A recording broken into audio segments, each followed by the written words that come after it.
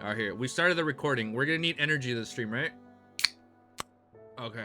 We're gonna need energy. We're gonna hit 10 plus chapters today. You guys ready? I drank that so awkwardly. Hold up, let's try that again. Celsius water.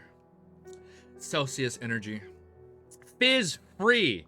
Okay, now that was such an awkward intro. Okay. let's awkwardly pause the video. But here we go. I always clap whenever I'm doing a video. I've noticed that. For people that might be new after watching our top 10 character videos on Lord of Mysteries, hello. I am your host, Easy Geeky. And today the plan is to read a lot.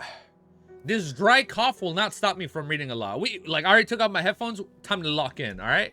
So, at the start of the video, make sure you join the best Discord community that's out there as of right now. I lied. I'm not sure. I'm being biased. I like our Discord community. So, are you guys ready? Are you guys excited? Like, do we even do an intro? Like, comment, sub. And now, we're going to continue with chapter 242. It's called Bakerland? Bakerland. Okay, that sounds exciting.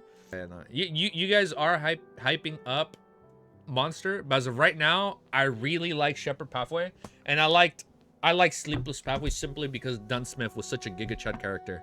Nightmare was such a cool like idea behind an ability, but nonetheless, chapter 242 is called Bakerland. Early Tuesday morning. It would have been funny we're reading this on the Tuesday, but today's Wednesday. Early Tuesday morning, KLEIN woke up naturally and prepared 2 slices of toast, a piece of butter, a serving of bacon, and a cup of coffee before leisurely reading a newspaper while having breakfast. With the terrifying language of foulness charm, he was much more at ease. Language? So username is basically IE Ulger Wilson to KLEIN. But he's like that for the Monster Pathway. So he's on the Monster Gen. Okay, we'll see what happens. All right, you guys are hyping it up. With the terrifying language of the foulness charm. I'm already confused by this terminology. What does he mean? The terrifying language of the foulness charm. He was much more at ease. He was no longer as tense as he was before. KLEIN finished flipping through the Bakerland bulletin, picked up the Tussock Times, and saw a news article on the second page. At 2 o'clock this morning, there was a fierce gunfight of Red Brick Alley in the East Borough. According to the police, it is suspected that a clash between 2 gangs, one of which is the notorious Zamagir gang. The Zamagir gang, Red Brick Alley in the East Borough. A thought occurred to KLEIN as he left the dining table and found a map of Bakerland. With just a glance, he noticed that the Red Brick Alley wasn't far from Bacardi Street. Furthermore, Ian Wright had previously appeared at the telegraph office of Bacardi Street. Was the Red Brick Alley where Ian Wright was hiding? Was the violent conflict between the military special department and the intelligence staff of the Interest Republic? I wonder what the result will be. KLEIN picked up the last of the bacon, put it in his mouth, and chewed it slowly. He had informed both sides about the divination the previous morning, and then he had already locked onto Ian's location the very night, which implied quite a high level of efficiency. After taking a sip of coffee, KLEIN put down the newspaper and fell into deep thought. Suddenly, he heard the tinkling of the doorbell. Who is it? KLEIN. I thought that said pizza down there. KLEIN wiped his mouth with a napkin and headed for the door, puzzled. Could it be a new commission for the? Oh, I dropped my bike. Oh, could it be a new commission? We're still good, right? Language of foulness equals charm made. Oh, I know it was the true creator charm, but just oh, that's the name. Not I thought it like it fit. I thought it was like it physically spoke in a different language.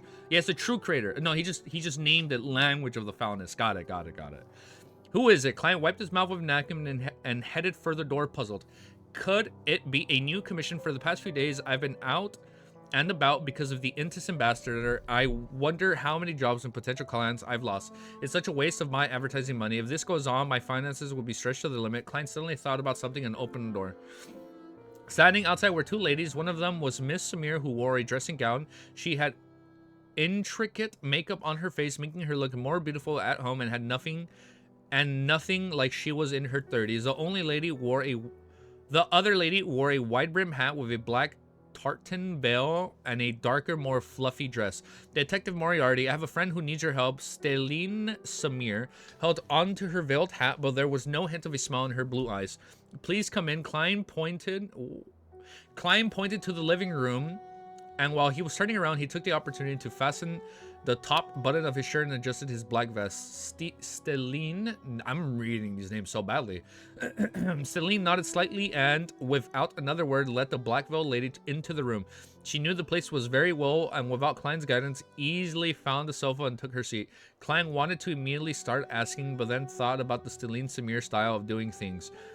So he asked with a smile, coffee or tea? In his eyes, Miss Samir was a lady who pursued a high quality of life and tried to show her superiority all the time. There's no need. The other lady took off her hat. She has good features, but the combination was disappointing. In addition, her cheekbones were too high and she looked older than her actual age. A little anger, a little sadness, a little hesitation, a little fear. Klein read the lady's emotions.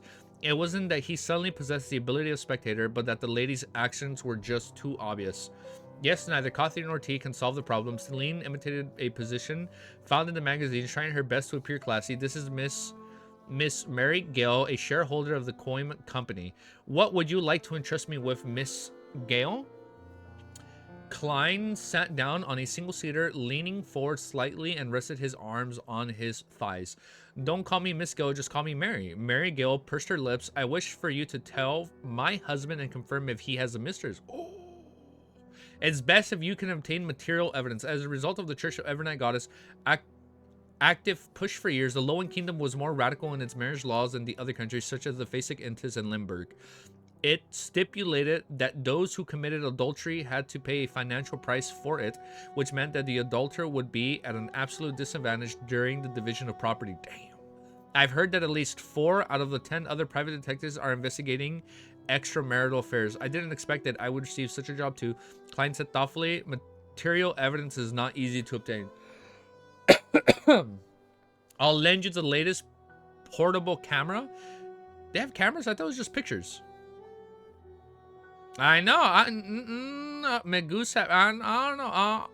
If Gale is another Megoose, we're already off to a bad start. Well, it would be a hype start, but nonetheless, it would be a very sad and tragic start. I'll lend you the latest portable camera. Mary replied without any hesitation. As long as you have the evidence, I will pay you 10 pounds. If you only confirm that he has a mistress, you will only receive 3 pounds.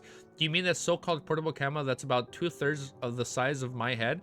10 pounds isn't a low price. Mr. Klein has been focusing on entrepreneurship, and he knew about the latest cameras. He hesitated for 2 seconds before saying, all right, but you have to provide me with detailed information about your husband and his regular activities. No problem. Mary paused for a second before gathering all her strength to say, thank you for your help. I hope you won't tell anyone else about this. Stelline reminded him. Hearing this, Klein immediately sighed. Oh, I dropped my mic. I'm a person who upholds confidentiality, and I often get into trouble for that. In the lobby of Count Wolf's house, men and women were dancing amid violin tunes. Oh, we changed perspectives. Klein's doing God's works. Audrey was carrying a glass of pale gold champagne when she accidentally bumped into the Republic ambassador of the Lowen. Bakerland, Jean, madam, you're the most beautiful young lady I've ever met. Bakerland, with his thin face and slight stubble, piqued Audrey's white what kind of glove with a kiss according to the property customs. His eyes looked passionate and bold. Audrey rolled her eyes and said with a chuckle, is this the way people from Intis talk? Yes, we are never stingy with praise for beautiful things. Bakerland chuckled. If it wasn't for the style of the Lowen Kingdom, I might have called you my angel. Old pervert. Audrey maintained her graceful smile and said, the people of the Lowen and Intis are indeed different. Hey, that makes me think of a joke. Please allow me to be presumptuous. Bakerland squinted his eyes and said, after a good time with a beautiful girl, most Lowen men would say, oh dear, I'd like a cigarette, but most Intis men would say. He deliberately paused and Audrey tilted her head, trying her best to keep her nausea in check while looking puzzled. What would they say? Most of the Intis men would say, oh baby, I have to return now and can't be discovered by my wife. Bakerland raised his glass and laughed. Okay. People who can laugh at themselves always have an additional charm to them. Audrey smiled politely. Her beautiful, clear, dark green eyes suddenly turned to look behind Ambassador and Bakerland. I'm sorry, a friend is looking for me. It's a pleasure talking to you. Bakerland bowed and moved aside. Audrey moved forward gracefully and didn't look back again. Just as she was considering who she should find as an object of an excuse, a young gentleman approached her and, lowering his voice, warned her, Audrey, don't be fooled by the What if Ambassador Bakerland is... Oh, wait, I lied. Isn't that the ambassador? He's a dirty old man. I don't know how many women he's tricked into bed. Bakerland is lustful. This is in line with my observations. This is a weakness. Audrey smiled without hiding her disgust. Kant, do you have a misconception about me? Goddess, how could I be bewitched by the ambassador to Bakerland? His cologne makes me want to vomit. His words are so foul and his taste is like a male peacock. Kant was Viscount Lear. I can't read this. Bro got the whole room laughing. That was a really bad joke on top of that. Yeah, so it is the ambassador. Okay, got it. So this is the alleged ambassador that has his eyes on KLEIN. That he's like, he's gonna try and take him out when like it cools down, right? Like right now it's too hot to do it, but when he has opportunity, he's gonna try and take him out. Unless, oh, maybe this is why you guys like Audrey so much. Maybe Audrey's first kill is Ambassador Bakerland. Okay, well, let's find out. According to Audrey, Kant, I skipped a line.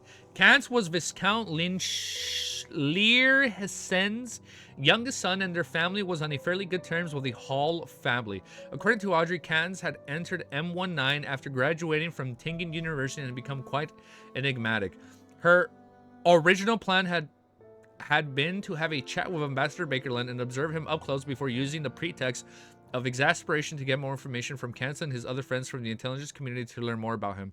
To her surprise, she didn't need to seek out Kant's Lershin since he came over and started the corresponding conversation of his own accord. Your feelings are correct. Kant gave a sincere smile. He surveyed his surroundings and whispered, "Besides, Bakerland is a very dangerous fellow." "How dangerous?" Audrey asked in curiosity. "Have you heard of Beyonders? I know that you've always been interested in such matters," Kant said with some deliberation. Audrey gently nodded. "I know quite a bit, most of it being told to me by Glint." Kant took a glance. That rhymes. The H is silent in my opinion. Just read it as Learson. I like, okay, Learson. Thank you. Kant took a glance at, I know quite a bit, most of it being from Glint. Kant took a glance at Bakerland, who was chatting an affluent lady, and said with a serious expression, "He's Intis Intelligence head in our kingdom. He's done numerous atrocities, but we haven't been able to gather any evidence of his crimes. He's a Sequence 6, a conspiracist." Okay, that's kind of hype. Okay, hold up. This guy might actually be kind of strong, especially Sequence 6. He didn't go into details with the outsider like Audrey, nor did he mention the conspiracist was part of the hunt. Oh, maybe the old man is getting ingredients for Bakerland because he's part of the hunter pathway. And maybe the old man was the one that implanted the worm in KLEIN's room at nighttime. It full circle. Ain't no way he finds ingredients for a hunter pathway. All of a sudden, Bakerland is a hunter guy, and we have a guy that coincidentally wanted to buy the hunter. No such thing as a coincidence. However, Audrey was already, I think I skipped a line. The hunter's one of the best. You know what? I like Supernatural. Even though it's 15 seasons, it was a little long. I watched it for a decade. I like hunters. You know, they're pretty cool. We know hunter pathway till Sequence 6. We gotta update. We need to update our notes. He didn't go into details with an outsider like Audrey, nor did he mention the conspiracist was part of the hunter pathway. However, Audrey was already aware of this. She feigned naively and said, "He's really amazing. He has an assistant in the shadows. Shadows! He has an assistant in the shadows." I think I know who it is.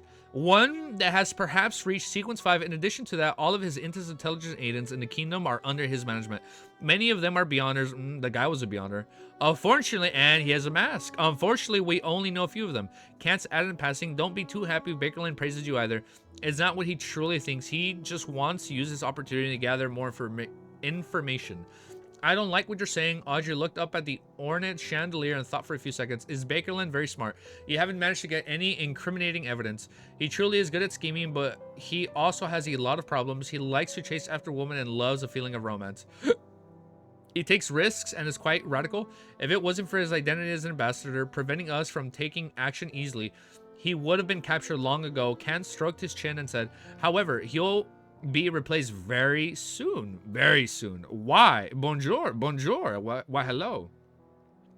The old man with the owl-looking mask. I already forgot his name. The old man that KLEIN sold the jelly-like substance from the guy that attacked him from the gang, and the one that gave him the true creator charm. Bonjour, bonjour, bonjour as well. He truly is good at scheming. I think I skipped a line.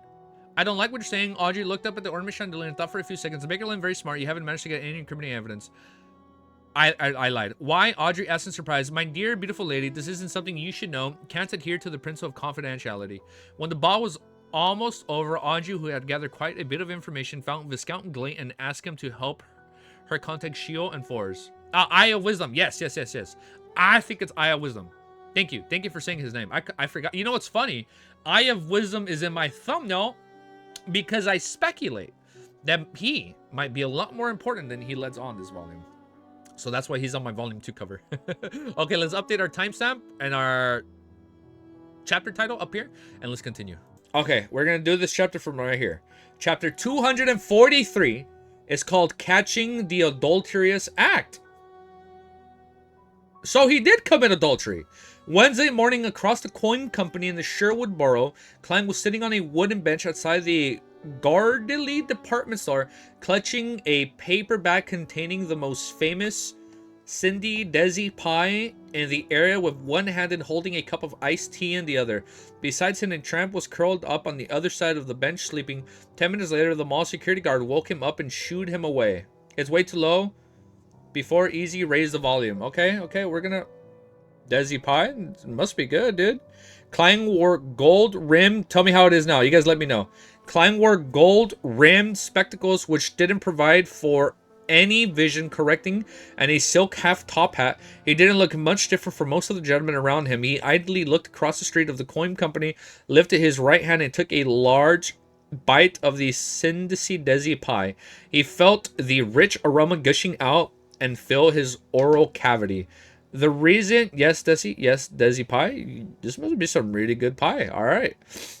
The reason why the pie from Desi Bay stood out amongst these southern pies was that it used a lot of oil and fat, but the meat was chopped. There's meat in this pie? But the meat was chopped into very tiny bits.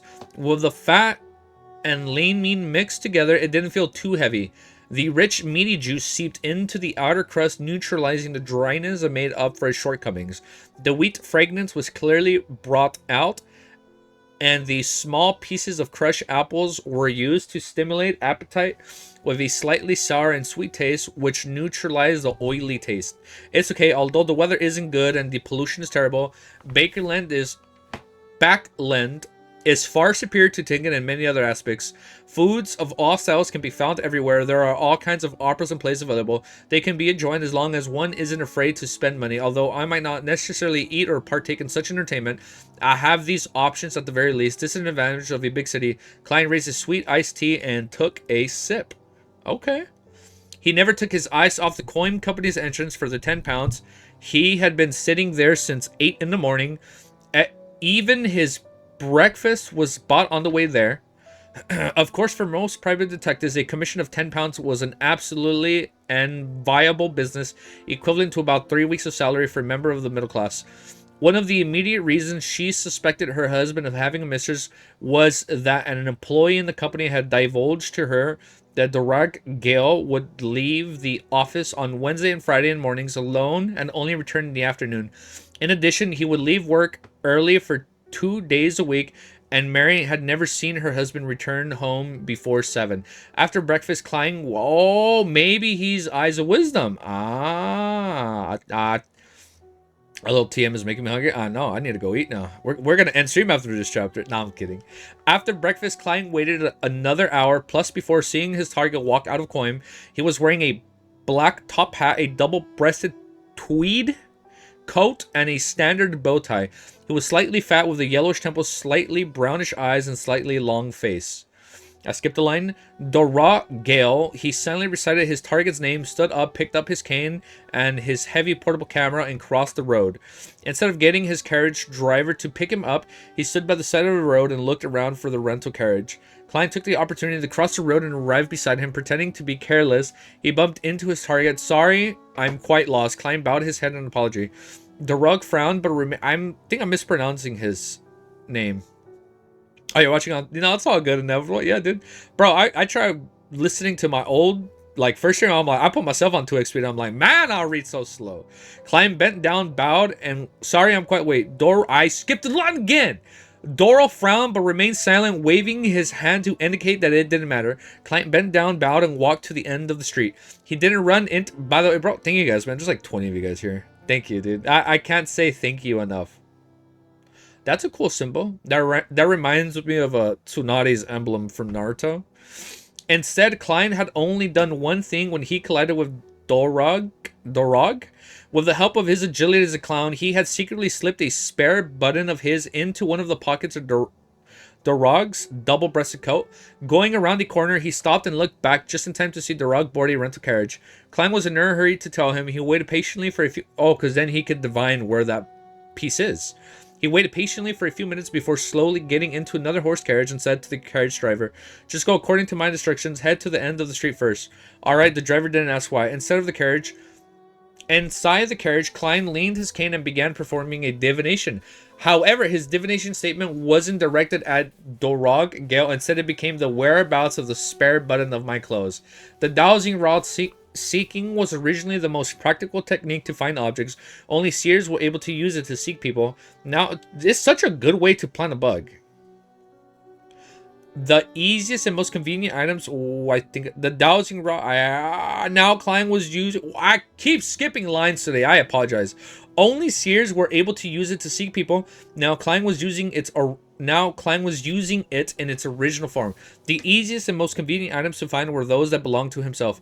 Along the way, Klein kept getting the carriage driver to change directions until they finally arrived at the straight house of the hill Songborough. When they first circled it, Klein noticed that there were gardens and lawns behind the house, which was different from the other houses.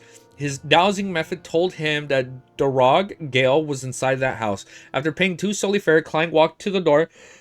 With marble statues outside, he saw two men in black and white plaid uniforms that resembled a police uniform. "I don't know you. Where's your proof of membership?" One of them, a brown-skinned man of the southern continent, blood stopped Klein. "Proof of membership." Klein hid his heavy camera behind him and asked with a slight frown. The brown-skinned man immediately turned stern. "This is the KLEIN Club. Only our members and up to one of their guests can enter." Klein tersely acknowledged. "Then how can I join your club?" "You can only join after receiving a recommendation from 2 members." The brown-skinned man didn't brutally chase him away, but patiently answered the question. He couldn't guarantee that Klein would end up joining the club eventually. Alright, Klein pursed his lips and decided to put Plan B into motion. He found a hotel near the KLEIN Club and got a short stay room for 4 hours. Then he locked the door behind him, drew the curtains, and entered the space above the gray fog. He conjured a yellowish-brown goatskin and a fountain pen in front of him. Taking a deep breath, Klein wrote the exact same divination sentence as before. "The whereabouts of the spare button of my clothes." This time he didn't use the dowsing method, but a dream divination. Then he locked the door behind him, drew the curtains, and entered the space above the gray fog. He conjured a yellowish-brown goatskin and a fountain pen in front of him. Taking a deep breath, Klein wrote the exact same divination sentence as before. "The whereabouts of the spare button of my clothes." This time he didn't use the dowsing method, but a dream divination. So he can see. The reason why he didn't do it in the real world was because Klein felt that KLEIN Club seemed to be quite a high-end club, and he suspected that there might be some powerful beyonders inside. Smart move. In order to not waste time, he decided to get it done once and for all. In the gray, dreaming world, Klein was the first to see Dorog's black coat, which was hung on a coat rack. On the carpet in front of it was a round table. The scene zoomed out, and the sight of a romping man and the woman entered Klein's eyes.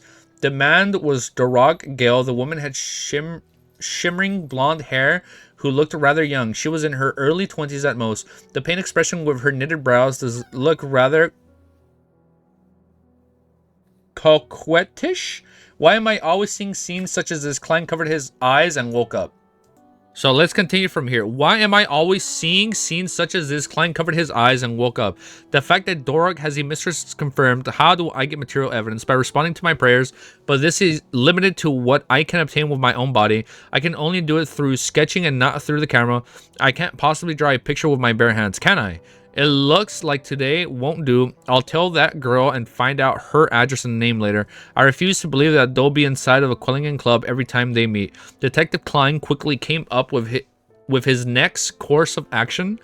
Just as he was about to leave the mysterious space above the gray fog, he suddenly thought of something. He decided to take the opportunity to divine if the iron black thread worm which had infiltrated his room was under the control of Beyonder of the Seer pathway. He didn't do so before because he felt that the relevant information was too scarce and it was difficult to create something out of nothing, which would result in a failed divination. It would have been the same if he was above the gray fog. Furthermore, he had various matters to divine the few times he came above the gray fog previously, and he didn't have the capacity to bother with such a question. Now that he was free, he decided that it wouldn't hurt to do divination. As for the question of whether if it was risky to contact a Zik, he had already long divined it. The answer was that it was risky and not something trivial, so he could only use it as his last resort. After why is that risky? After why I don't get why it's risky. After, okay, maybe it's a spoiler if you guys, maybe don't tell me. I assume there's people watching a Zik, and if KLEIN contacts him, they would know, like, oh, KLEIN has contact with this being. Thank you guys. There's like 24, 25 of you guys here. Thank you. After writing the corresponding divination statement, KLEIN removed the silver chain from his sleeve and allowed the topaz pendant to hang over the paper. The iron black threadworm that sneaked into my room was controlled by Beyonder from a Seer pathway. After repeating it 7 times, KLEIN opened his eyes and saw that the spirit pendulum was spinning clockwise with the great amplitude and frequency. Positive. The answer is positive. Shouldn't it have failed? KLEIN didn't expect to obtain such an answer. According to his Seer instinct, such a divination was likely to fail. So they're allowing it to happen? Why? He frowned and thought for a while before deciding to switch to a different method of divination and target. He wanted to directly divine the controller using the dream divination. This time, KLEIN saw nothing in his dream and couldn't get the corresponding revelation about the Seer pathway Beyonder. That's more like it. He muttered and thought back to the prior divination and fell into deep thought. They should have been a lack of conditions and result in a failed divination just like the one that followed. Could it be that this mysterious space has filled in the necessary conditions? Does it contain something of a Seer pathway? KLEIN suddenly had a flash of inspiration. Maybe the fog is a physical charm of a Seer pathway. Maybe the fog is like an actual physical charm that chooses a potential Seer to take on the role of like the Fool. I actually forgot if they... I'll let you guys talk about if they mention why it would be dangerous. I remember they mentioned it was dangerous like the first week to communicate, so that's why they paused the club meeting, but I don't know. I don't know. KLEIN suddenly had a flash of inspiration. He had a bold idea. Perhaps the mysterious space above the gray fog had something to do with the path of a Seer pathway, huh? KLEIN lightly wrapped the edge of the ancient table. Despite thinking about it, he couldn't find any other evidence. He could only temporarily put this matter on hold and prepare his return to the real world. Regardless, I've confirmed at least one thing. The mid-sequence Beyonder beside the ambassador is from the Seer pathway, and whether he's a member of the Seer doesn't matter. This might be my chance of obtaining the sequence 7 and even the sequence potion formula. KLEIN extended his spirituality and wrapped it around him before plugging into the gray fog. Meanwhile, in Viscount Glaine's study, Audrey let the master of the study guard the door while she looked at Chio and Force. After a few seconds of silence, she said, "I need your help with a mission." "What mission?" Chio's eyes lit up as if she can smell the ink on the bills. She's like, "Pay up." Audrey gave her a polite smile. "Assassinate the Intis ambassador to Lowen Kingdom, Bakerland, Jean Maran." The theories they cooking? Come on, man. Do we cook or do we not cook? Come on. Let's update the timestamp. We'll keep cooking. Okay, let's continue. Chapter 244 is called Appointee. Okay, let's find out what that means. What? Force touched her earlobes, wondering if she had heard wrongly. The beautiful, naive, curious, and scatterbrained Miss Audrey actually assigned an assassination mission. Furthermore, the target is the ambassador of Intis, a powerful country on the northern continent. Shio was slow on the uptake and she hesitated and said, "Our strength isn't enough to complete this mission." The first thing she considered was the difficulty of the mission. Audrey ignored her question and allowed her to imagine the reason. She said with faint dimples showing, "I'm not asking you to take this job. I just wish for you to find a beyonder with the strength to complete it. For example, Mr. A, I'll pay you 4,000 pounds for this. Of course, this is only my initial offer. The details are negotiable.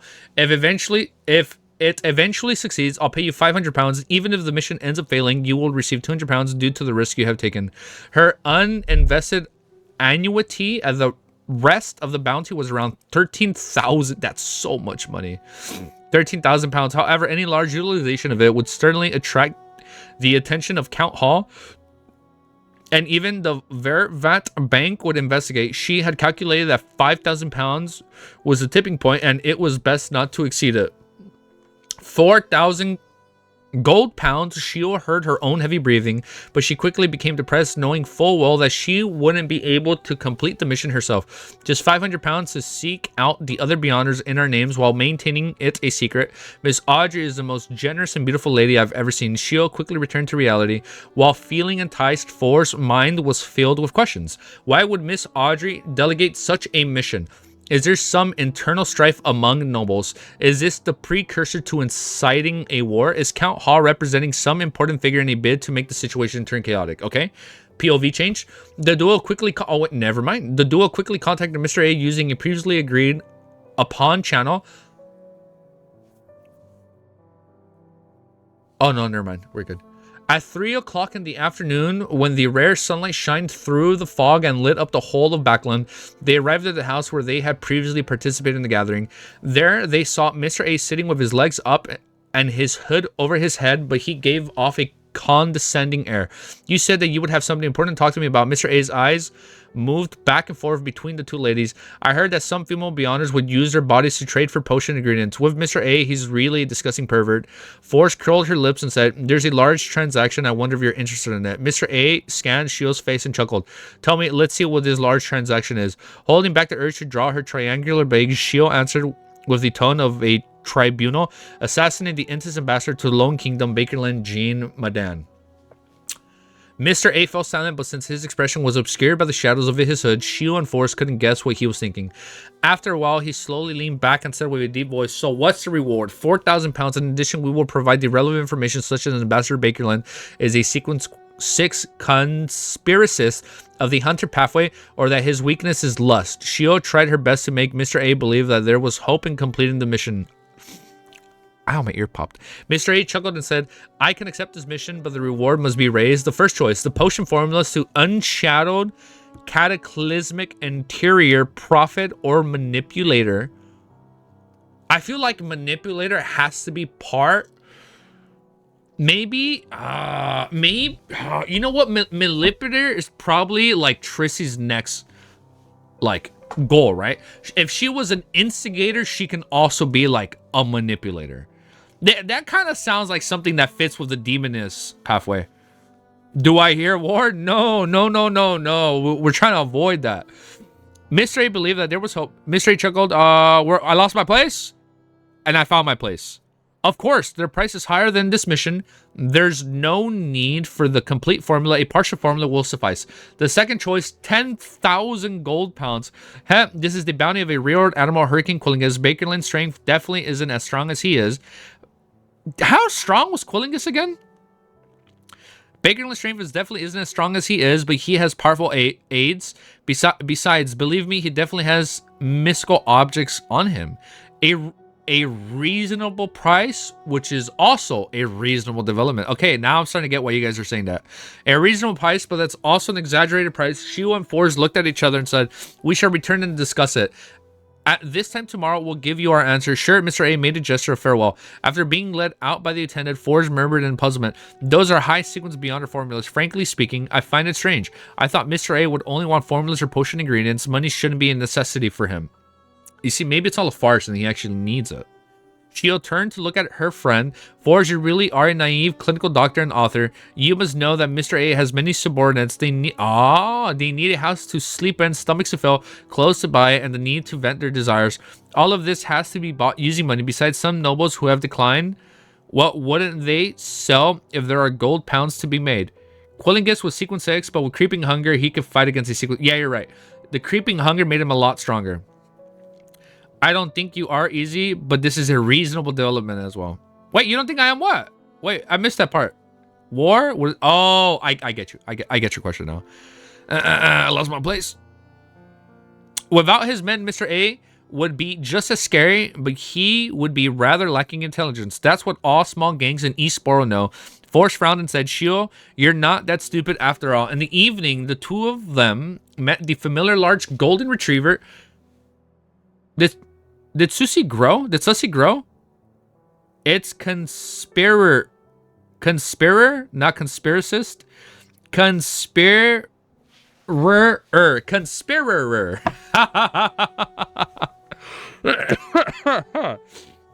Oh man, I'll stop. I lost my place, man. In the evening, the two of them met the familiar large golden retriever at a predetermined location and passed Mr. A's reply to Audrey.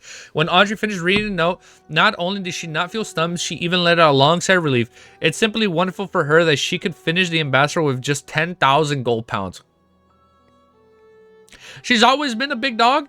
Dude, the artwork made me assume that she was currently like Ellie size, like a tiny little puppy. I guess I was wrong. For the time being, I can only use 5,000 pounds. I'll still have to pay Shio and Force 500. Well, first of all, I'll borrow 6,000 pounds. No, 8,000 pounds. I can't expose any problems with my daily expenses. Then I'll pay him back over 4 to 5 months with interest of 1,000 pounds before the new year. Damn, she is really good at this.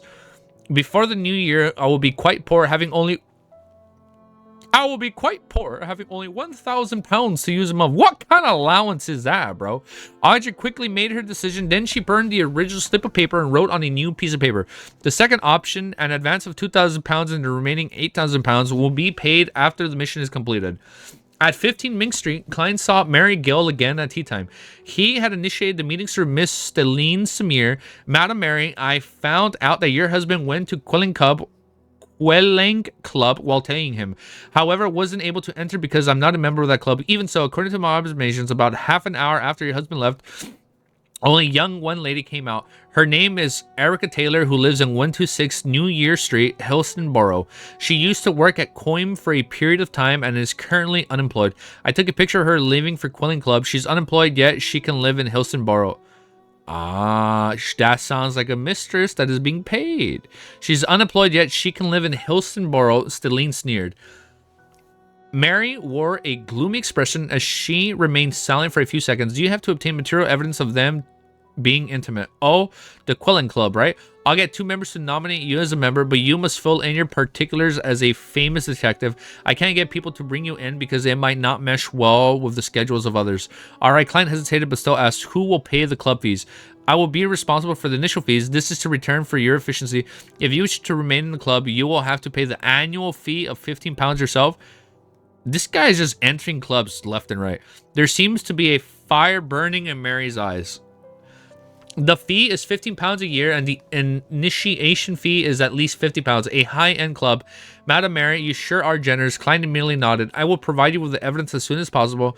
After dinner, KLEIN went out again and continued to the Brave Hearts Bar in Bakerland Bridge area. There were 2 reasons for this. First, he wanted to show his helplessness in front of the military special department and the police who were observing him in secret. He wanted to appear as though he was trying every method to save himself. Second, he also wanted to deceive the mid-sequence beyonder from the seer pathway under the ambassador's command.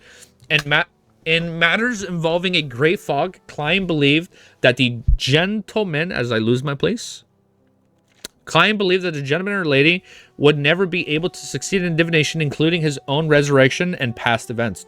That would be really hard to divine, unless they transmitigated themselves. Let me reread this paragraph. In a matter involving the Great Fall, Klein believed that the gentleman or lady would never be able to succeed in divination, including his own resurrection and past events, as well as how he had successfully created the language of foulness charm through the help of the true creator. This is definitely a powerful item that can affect my opponent. You can make somebody lose control? Isn't that like a double-edged sword? Like, you can just, like, make someone stronger, like, unironically.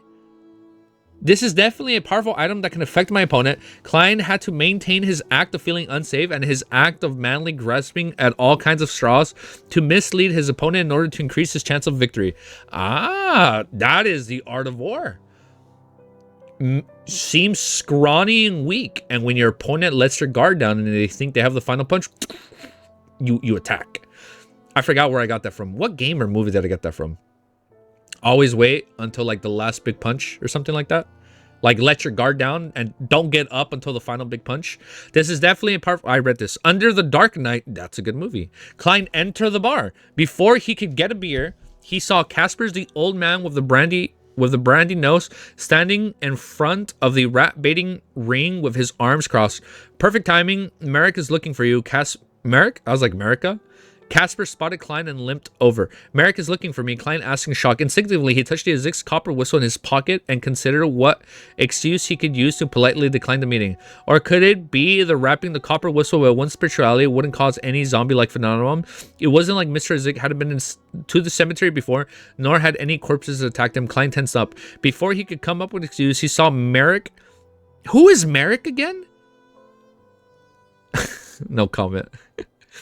Or could it be that I lost my place? Before he could come up with an excuse, he saw Merrick, his face pale and his eyes filled with malice. Walking over, he wasn't surrounded. Oh, the guy with 10 zombies when he was playing card. Where are his zombies? Klein thought with a mixture of puzzle. I'll be your bodyguard, right? Puzzlement relief. Merrick pointed to the card room and walked over there first. Klein looked in the distance and followed him since there were no zombies. What's the matter? Klein took the initiative to ask. Merrick, in a black vest and white shirt, sat on the card table and stared into Klein's eyes. Does that job of yours still stand, huh? Klein wasn't able to react in time. I have a friend who is short on money and is willing to accept the commission. She's stronger than me and... Shut up. If it's Trissy, I'm gonna lose my shit. She's stronger than me. She needs the funds. And she's probably not gonna recognize him. She's stronger than me and shit. And technically, she wouldn't even recognize him because when she was running away, he was kind of like far off in the back. Oh, maybe it is Trissy. She's stronger than me. No, wait, would she be? No, she wouldn't be stronger. She's stronger than me and she should be able to protect you. However, she can only protect you for 3 days. The fucking price is £1,000? Merrick said in a low, slurred voice, like, bitch, I don't got that kind of money. Why is the Beyonder willing to accept the commission only after I acquire the language of foulness? Ah, they want it. However, this is good as well. This would be able to confuse the ambassador's Beyonder. After he painstakingly defeats Merrick's friends, my chance of success will become extremely high. The only problem is determining if Merrick's friend is trustworthy, huh? I'll go above the gray fog to divine it. Klein pondered for a moment and said, give me time to consider it and save up the necessary funds. It's not a small sum. Also, it's best if the person is protecting me is hidden. It must be confidential. As for the 3 days of protection, that is up to me. It's definitely within these 2 weeks. Of course, the seer would definitely be aware of it, Klein silently added. As for money, he had already considered it from the beginning. If selling Mercelots beyond... What is he going to sell? If selling Mercelots beyond characteristics wasn't enough, he would ask Miss Justice for money. After all, he had made the preparations. Roselle's diary still had a lot of knowledge that could be sold. Of course, if the price was simply unacceptable, he could forego it. Now, although Mercelots beyond characteristics have become the language of the foulness charm, I still have Miss Justice. She still owes me the money needed for the Sequence 8 light supplicant as well. Suppliant. I'm sorry, I think I mispronounced that. She still owes me the money needed for Sequence 8 light supplicant as well as the intelligence regarding the secret order. Combining those together, £1,000 would be enough. She is literally the sole what's the word I'm looking for? The one that like funds a club. She's the sole benefactor of the Tarot Club right now. That's crazy, dude. Now I feel bad for Audrey because they're just like funneling her for money, dude. But that's cool nonetheless. All right, Trissy can't be the bodyguard. We know she escaped. She's the only female Beyonder we know of that could come back. It can't be Forge or Shio. Maybe Trissy, the other demoness lady, was killed. Unless it's a new female Beyonder that we don't know about yet. Madame Dali isn't that high. She was 7?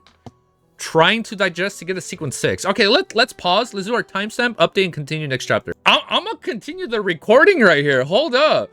What? This is blasphemy. Of course I ship KLEIN and Madame Dali. Damn, I've never seen so many of you guys turn against me so quickly, dude. That is so wild, dude. Damn. Dali likes done. That's the worst option. How is that? Oh, wait, no comment on that one, Romero. Worst take? I can't believe this. Easy, stop this. No, no, no, no. It's like, come on, Easy, we're rejecting you, not our shipper. What are you talking about? Like, think about it. I mean, okay, wait, let's think about it. From the very beginning, we're recording all this, by the way. I'm shocked a lot of you guys are this negative about this. Think about it. Originally, I thought maybe, KLEIN and Roseanne, right? Because she, like, maybe the one that's meant for you is the one that doesn't want to be next to you. Not necessarily because she hates KLEIN, because she doesn't want anything to do with Beyonders. Easy has burned the kitchen. Hold up. I'm gonna win it back. I'm not walking it back. Hold up. But think about it. Don't think about it. Oh, don't let bro cook ever again. We're still cooking. Look, from the very beginning, KLEIN mentioned, oh, I don't have time for a romantic partner because I need to find a way back home. Originally, when they mentioned Madame Dali, the name Madame Dali made me think, I kid you not, of like a dairy company because of the name Dali. I was thinking Dali, dairy. And then Madame, I was like, oh, she an old lady. But then I saw the artwork, I'm like, wow, Madame Dali is very beautiful. And the only comment where KLEIN ever referenced her as a woman and not Madame Dali was like, oh, she's not that much older than me. She must be like 3 years older than me. And then in my head, I'm like, oh, love interest maybe, but we know her and Dunn Smith go really far back. But I think, where's bro going? I think it would be a very beautiful thing / character development for Madame Dali to, like, you know, put her feelings aside for Dunn Smith and move on. A part of me doesn't want that to happen, but like maybe she like moves on and remembers Dunn Smith fondly. You know what? No, Easy, no. Okay, you know, maybe it's gonna be like some Attack on Titan stuff. I don't know if you guys remember the ending of Attack on Titan with the ships. Easy, no, bro, stop cooking. Okay, I'll shut up. Okay, guys, fuck. KLEIN Roseanne. Psych, bro. I am on the oh hell no, hell, bro, stop this. It's not corruption. It's gonna be beautiful character development with Madame Dali finally moves on and remembers beautiful fond memories of them too, right? KLEIN X Trissy? We'll find out. They would make an amazing, this would make an amazing short. I think it would make an amazing short. Even listening ravings even listening to the ravings can't be this mad. This is worse than the ending of CO. Damn, man, you guys are that against it. I know some people did. That's not a spoiler. It's okay, Zed. I remember in the Discord a lot of people did not like COI. No, oh, you guys are deleting messages. This is the worst ravings. This is even worse than the Hidden Sage ravings. Okay. Let's just keep reading. I gotta win you guys back. Worse than JJK ending. I actually have not finished reading JJK. I stopped reading it because I was mad at JJK. KLEIN X Money? Okay. Nah, I'm still on the KLEIN Madame Dali. You did not cook? We'll find out. You'll be disappointed? Alright, bet. We'll find out. Ship it, clip it, send it. I'm gonna remember this. I'm gonna remember this moment. This was the only time where so many of you guys were like, yo, what is this man talking about? Oh my god. Okay, it's okay. No, oh, they only delete the COI messages. Okay, you're gonna regret this. I am locking in my ship. My second choice would be like KLEIN Roseanne, right? Because she's scared of Beyonders and she was scared for KLEIN. We deleted the message. Might be a spoiler. You'll realize how much of a fool you were. Maybe the real fool was the journey along the way, you know? The baddest women are yet to come. Maybe our ships will change at the end of volume 2. Okay, now okay, let's continue the next chapter. Okay, enough with the mad ravings. Never let him cook again. Chapter 200. This is how I'm gonna win you guys back. Now we keep reading. Chapter 245 is called Confirmation. Back home at 15 Mink String, KLEIN was in no hurry to head above the gray fog to perform a divination. Instead, he acted as though nothing had happened. In the process, he heard an illusionary prayer and vaguely recognized it as a woman's voice. Madame Dali? After experiencing the raving murmurs of the true creator, my ability in this aspect has apparently improved a little. KLEIN turned the newspaper while engrossed in thought and settled himself on the reclining chair in a motion half-slump state. He waited until the clock nearly struck 10 before putting down what he was doing and went to the bathroom on the second floor to clean himself up. Entering the bedroom and pulling up the curtains shut, KLEIN went above the gray fog. He saw that the crimson star symbolizing justice was constantly expanding and contracting, and it was also echoing with prayers. KLEIN spread out his spirituality and made contact. Dressed in a white silk nightgown, Miss Justice appeared in front of him. Her figure was still blurry as if she was in bed. After citing his honorable name, Audrey cut to the chase. Ambassador Bakerland is a Sequence 6 conspirator of the Hunter Pathway. He's suspected to have a Sequence 5 assistant. After obtaining detailed information, I got someone to inquire Mr. A. He had agreed to accept the assassination mission, but the conditions are 10,000 gold pounds or any of the potion formulas of the unshadowed cataclysmic enterer, prophet, and manipulator. They do not need to be complete. A portion of the formula would suffice. I choose the former and paid in advance of 2,000 pounds. Honorable Mr. Fool, was my decision correct? 10,000 gold pounds. The corner of KLEIN's lips twitched as he forced himself to focus on the matter. The Sequence 5 assistant should be the Seer Pathway Infiltrator. Oh, I thought the Sequence 5 name was Infiltrator. No, it's Key Infiltrated. Stop this behavior. I'm sorry. I apologize, guys. So far I haven't had any messages if it's been lagging. You already know Unshadowed Sequence 4 of Bard. Damn, dude. Oh my, I have not updated my pathway notes. I need to do that. I'm gonna do that right now. I got you, Romero. Off stream.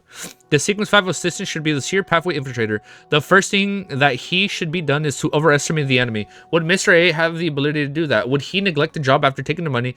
Cataclysmic Interior, Prophet Manipulator, and Unshadowed are likely Sequence 4. Ah, you already know Unshadowed, it's Sequence 4. Bob. He can just ask Little Son. Okay, we just asked Derek. It is very unlikely that Mr. A is one of the... Ooh, I lost my place. Cataclysmic Interior, Prophet Manipulator, and Unshadowed are likely Sequence 4s. This is the threshold of a high Sequence Beyonder. Oh! He needs Sequence 4 because from Sequence 4 and on, you can mix and match. Maybe that's why he wants so many options, so whatever he gets first, he can see if it's compatible or not. It is very likely that Mr. A is one of the 22 oracles of the Aurora Order. To be stationed in the City of Cities, Bakerland means that he's second only to the 5 saints of the Aurora Order upper echelons. He must be the cream of the crop among the oracles. The Aurora Order wields the secret supplicant pathway, which is the direct route of the true creator. As an oracle, he has a high... Oh, maybe they're also onto him because there's a lot of people that believe in the true creator. And the fact that he has the language of foulness charm is like, now they want it, right? How the F would Derek know a Sequence 4? I guess. Well, because he wants to be a bard. Maybe he can ask one of the 6, was it one of the 6 saints? Right? Well, I'm over here hyping him up because he's in the City of Silver. I'm like, maybe he knows a little bit more. I lost my place. He must be the cream of the crop among the oracles. The Aurora Order wields the secret supplicant's pathway, which is a direct route of the true creator. As an oracle, he has a high probability of being a beyonder of this sequence chain. Based on Backland's position, it can be inferred that he has a Sequence 5 Shepherd. Oh, I love Shepherd. So maybe I'm onto something, that the Shepherd is pretending to be a seer and gathering hunter subsequent potions, ingredients, right? Of course, he would also be a Rose Bishop. That's one sequence lore, but that would mean that he's more outstanding in other aspects, such as his intelligence. I have to remind Miss Justice that she should have too many interactions. That she shouldn't have too many interactions with Mr. A. The Beyonders of the Secret Supplicant sequence are either already lunatics exhibiting abnormalities. Oh, because he technically did go a little bit mad, right? I can just imagine everybody being a little bit mad, or everybody being a little bit insane. Or lunatics who have hidden their insanity will, almost without expectation. Sequence 8 listeners in this sequence pathway often hear the voice of the true creator. Yes, only a lunatic would be bold enough to accept the mission of assassinating an Intis ambassador and have the courage to complete it. I have here a portion of the unshadowed potion formula as well as the corresponding ritual for the advancement. This can save Miss Justice 10,000 gold pounds. Why would Mr. A only need the formulas of unshadowed class, cataclysmic interior, prophet, and manipulator? Are these paths that can be swapped at that's what I'm thinking. Are these paths that can be swapped at high sequences of the secret supplicants pathways? That's a bit too much. That makes it 5 in total. We can speculate like maybe 2 per pathway. If they have secret supplicant, maybe every shepherd was once a listener. So from the very beginning, they've always been hearing the murmurs. Oh, snap. And maybe the true creator's like, yes, take their abilities. Oh, I can see how shepherd ties into secret supplicant. At least the listeners didn't ship KLEIN and Delhi. You guys are not going to drop that, huh? And you guys are not going to drop that anytime soon, huh, Zen? Oh, snap. That, as KLEIN would say, that's a bit too much. That makes it 5 in total. Unshadowed is from the eternal blazing sun. Cataclysmic interior sounds like it's from the Lord of Storms or maybe the Evernight Goddess. I previously determined that the eternal blazing sun, Lord of Storms, and the God of Knowledge and Wisdom have pathways that are relatively similar. Therefore, they view each other with animosity. From the looks of it, Cataclysmic Interior belongs to the Lords of Storms and is the sequence 4 of the Sailor sequence prophet is likely to be from God of Knowledge and Wisdom. Then, which pathway does Manipulator belong to? I think it's part of Trishy's pathway. It'll be interesting if they can all be exchanged with the sequence corresponding to the true creator. Yes, I cannot give the unshadowed formula to Mr. A, not even a portion. The Aurora Order members are all lunatics who are always looking for opportunities to take revenge on the world to determinant of public safety. Items of the strategic importance must not be traded with them. This isn't just a question of the bottom line. It also involves my own safety. Once the time is ripe, those lunatics from the Aurora Order might very well sacrifice the entire city. I'm literally theory crafting something. Also, because somebody, I guess people have technically spoiled something for COI, and it's kind of making me think something. I'll bring it up probably at the end of the stream or the end of the chapter. Once the time is ripe, those lunatics from the Aurora Order might very well sacrifice the entire city. Let Miss Justice spend 10,000 pounds on them. Part of it includes a payment she would like to give my adorer. The rest can be made up to her with the knowledge I already know. KLEIN reached out and pinched his cheeks. He didn't reply to Justice immediately. Instead, he conjured a pen and paper, ready to make the divination. KLEIN had no idea what Merrick's friends was. He could only tell from the pronoun she that the person was a woman. Failure was inevitable if he wanted to directly divine the reliability of the person in question. However, KLEIN could make an indirect divination regarding his own safety, which would have a much higher success rate. As for whether he would suffer an interference or how accurate the outcome would be, he wasn't worried at all thanks to the Grey Fog's shielding. After more than 10 seconds of deliberation, KLEIN wrote, "It is risky for me to hire Merrick's friend to be my bodyguard for 3 days." Putting the pen away, he removed his spirit pendulum, forced his mind, and quickly performed divination. When he opened his eyes, he saw that the topaz pendulum was rotating clockwise, so negative. However, the amplitude was very small and its speed was very slow. That's a certain risk, but it's quite low. Reliable, KLEIN nodded slightly and changed the divination about Mr. A. Similarly, he had no direct contact with Mr. A, and all he knew was based on descriptions and inference. It was difficult to find out whether or not he was capable enough or willing to keep his promise. All he could do was make an indirect divination. As an excellent seer, KLEIN quickly determined because yes, fully digested it, seer pathway. KLEIN quickly determined the direction and was able to divine Ambassador Bakerland. The ambassador had relatively more connections with him, and the information he had about him was even more detailed. KLEIN knew very well the other party was involved in, and as a divination target, there were no problems. After some thought, Klein wrote, Bakerland Jean Madam will have his life threatened by Mr. A. To prevent him from failing, he tried his best to make the words vague and this low confidence divination and didn't require a definite answer. This time, Klein saw that the spirit pendulum was still rotating clockwise, so slightly dangerous, but it had become faster and amplitude had increased. It means that Mr. A will attempt to complete the mission, and there's a good chance of success. Klein slowly exhaled and began to respond to Miss Justice's prayer. Sure, there's no problems with your decision. You absolutely must not show yourself when entrusting this mission. My adorer wishes for 1,000 pounds for his activities. My adorer. He means himself. It will be done in the same way as before, and it will be best if it can be completed by tomorrow.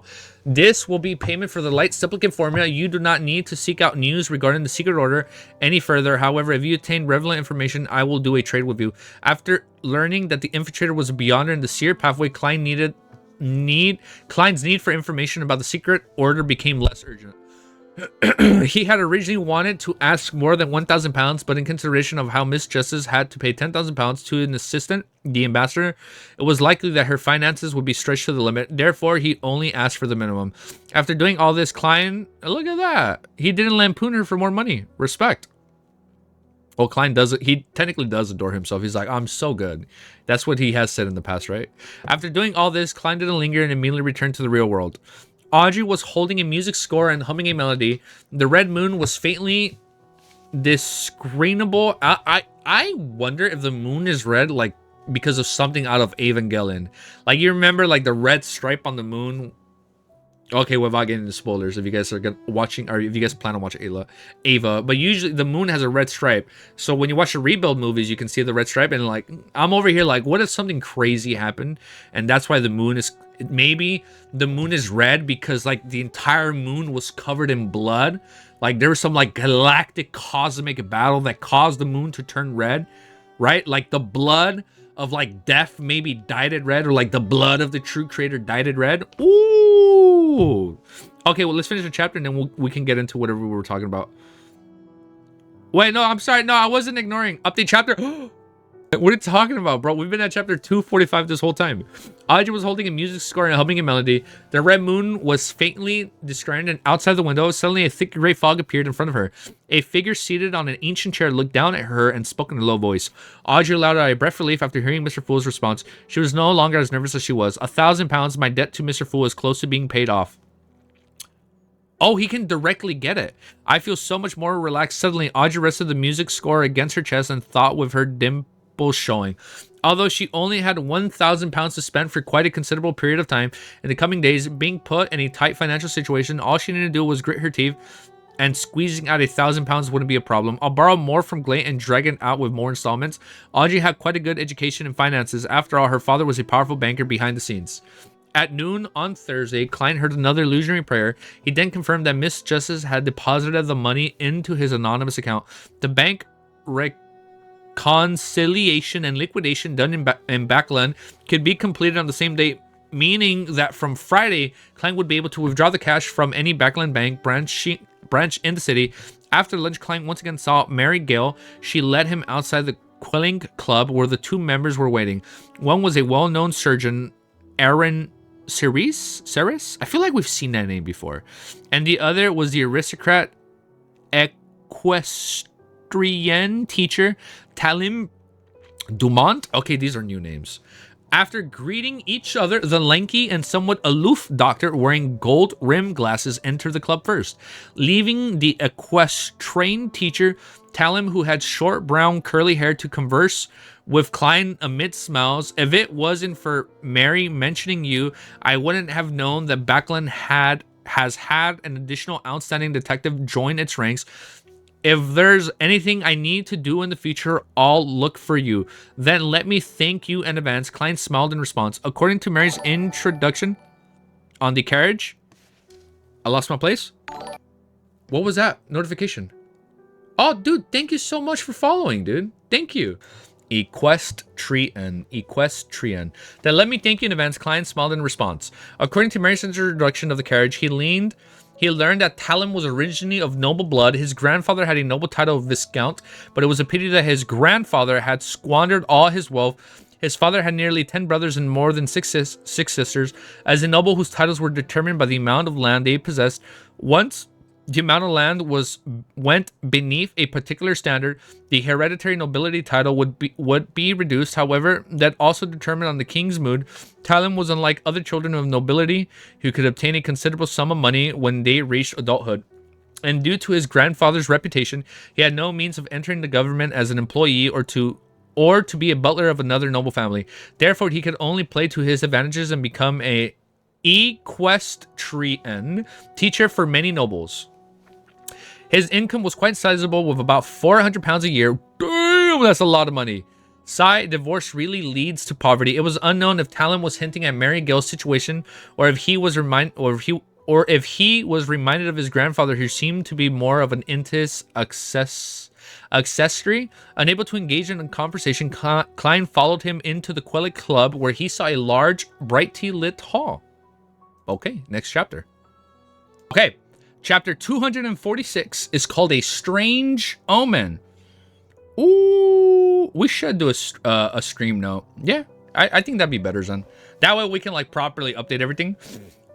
Aaron and Talon left the KLEIN club after they separately completed the nomination form. It wasn't a weekend. The former had 2 more operations in the afternoon, and the latter had to teach Viscount Carnage's youngest son horse riding. The teenager needed to ensure that he didn't embarrass himself during the Bakerland social events in the second half of the year.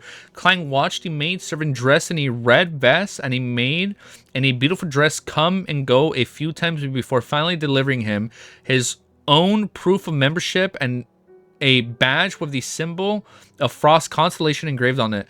An entry fee of 50 pounds. There are still 3.5 months left this year, with an annual fee of 4 pounds a year. The man servant in the red vest pushed the 2 objects to KLEIN. KLEIN took out 57 pounds, with which Mary Gale had given himself, and handed him 54 pounds. The amount beyond the entry fee and annual fee was Mary's first payment. She was very pleased with how quickly KLEIN obtained information of Dora Gale's mistress, as well as her photo. 50-pound memberships. Madam Mary is such a generous lady. While KLEIN watched the manservant, we up to chapter 8? Yes. Madam Mary is such a generous lady. While KLEIN watched the manservant and the maid verify the money and confirm the exact amount, he recalled Stelline Samir's private introduction. Mary's father was a co-founder of the KLEIN company and had a 20% stake. It was originally just a small company that barely made money, but as Bakerland's pollution worsened and the demand for anthracite and charcoal increased, the company rapidly expanded to become one of the top 10 companies in the capitals industry. As such, Mary's net worth skyrocketed. The only problem was that when she was married to Dora Gale, the company was still quite an unknown company. Her father hadn't paid much attention to using the shares as her own dowry and didn't proceed with any protection of estate gifting, and had instead used more popular willing of gifts. The former referred to the dowry as an independent and separate estate of the woman and not subjugated to her husband's control. Even the right of use depended on the woman, while the latter assigned the dowry ownership to the entire family. However, her husband had to immediately make a valid will to promise that if he had passed away before his partner, the split of the estate would be 2 to 4 times the rights of interest of the dowry received, after which the rest would proceed according to the normal inheritance laws, which could effectively guarantee the livelihood of the widow. If Mary initiated a divorce before she could get evidence of Dora's adultery, the KLEIN company's shares would be divided equally between both parties. We don't want that to happen. KLEIN remembered Stelline saying enviously, the current value of those shares is currently close to 20,000 gold pounds. Dude, for Audrey, that's like chump change. That's crazy, dude. Adding the other property in their name, Mary is a truly wealthy lady. Once she's divorced, she will definitely become the target of many men in Bakerland, including some nobles. That's only enough money for Miss Justice to assassinate Ambassador Bakerland twice. KLEIN suddenly thought about that when he saw the red-vested manservant and the good-looking maid bow at him.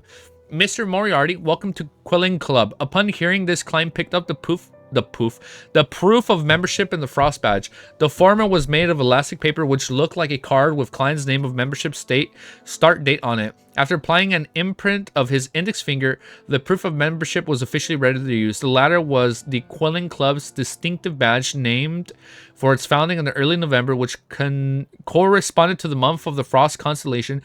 There's a Frost constellation?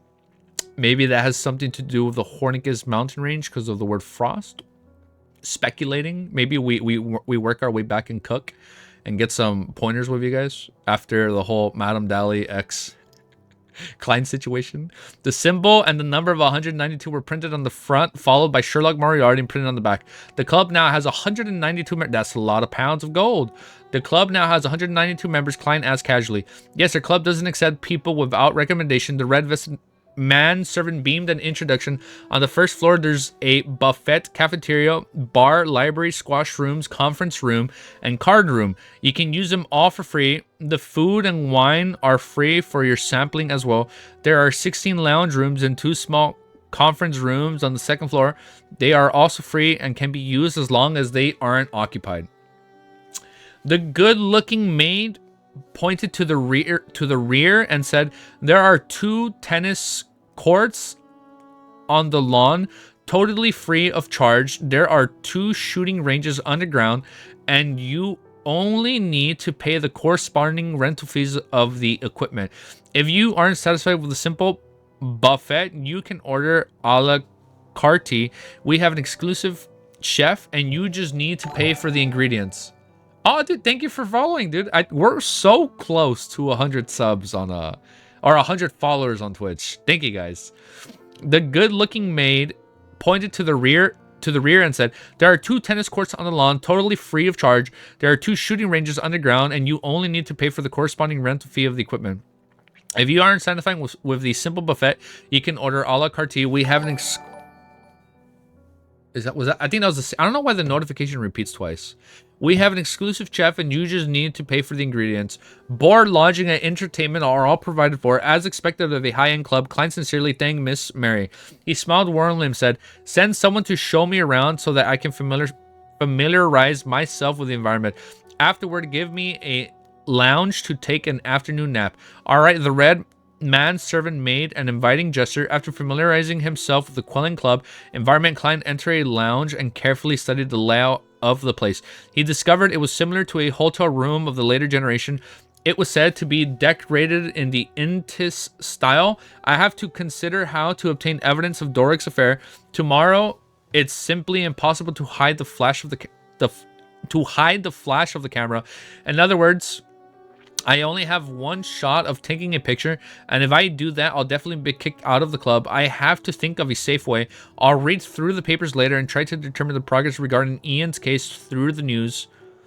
From there, I can determine which 3 days I should be guarded. Klein paced back and forth, lost in thought. At that moment, his heart suddenly palpitated as he tensed up. Is this the premonition of a clown? However, there are no scenes in my mind. Klein felt the air around him turn still, like it was a calm before the storm. Soon, this feeling disappeared as if nothing had happened. Could it be the dangers approaching? But nothing like this happened when I was attacked by Mercelot. So he's stronger than Mercelot. Could it be that the danger approaching, but nothing like this happened when I was attacked by Mercelot? Puzzled, Klein pulled out a coin and divined if he would be attacked in the next few days. The answer was negative. Okay. After thinking for a few seconds, Klein drew the curtains and pretended to take an afternoon nap. He took 4 steps counterclockwise and went above the gray fog. He sat down and pondered for a long time before muttering to himself, I will be in grave danger the next few days. After repeating the statement, he flicked the coin again and saw the copper-coiled object tumble down and land in his open palm. This time the portrait of the king was facing up. It meant a positive result. My reaction just now really was an omen. Oh! The chapter, Strange Omen. My reaction just now really was an omen that danger's coming. Klein narrowed his eyes and leaned back in his chair. He was rather puzzled by this matter. Whether it was a seer or a clown, they had never displayed such abilities before. Even if they could predict danger, it was because the target was right in front of him or beside him. There was nobody around me. From the fact that my divination was misled, it must have involved a relatively higher sequence, most likely Bakerland's assistant. In the end, it actually gave me a premonition. This isn't scientific. This isn't mystic. There must be something else behind it. Fate. But I can't be certain why yet. KLEIN looked around and saw the boundless fog, crimson and still, the palace standing as it had always stood. He reined in his doubts and temporarily stopped thinking about the reason. Instead, he forced his attention on the attack that was about to occur. After several more divinations, KLEIN found out that he could only confirm that there would be a great danger in the next few days. It couldn't be shortened to 3 days, 2 days, or even 5 hours. In other words, he could only obtain a somewhat vague revelation, so he needs it now. Appointee is French for à la carte, which means from the card, which is basically ordering what you want. Someone is messing with his divination. Finally got my light. Yo, congrats, Red Devil. I know you said your Windows update was stuck at like 97, right? And in a dream divination, he saw Ian dressed in his cold coat, standing in the street with an elegant gas lamps and blurry crimson moon behind him. Other than this image, there was nothing else. How should I interpret this? KLEIN thought for a moment. He could only assume that this was a prelude to danger.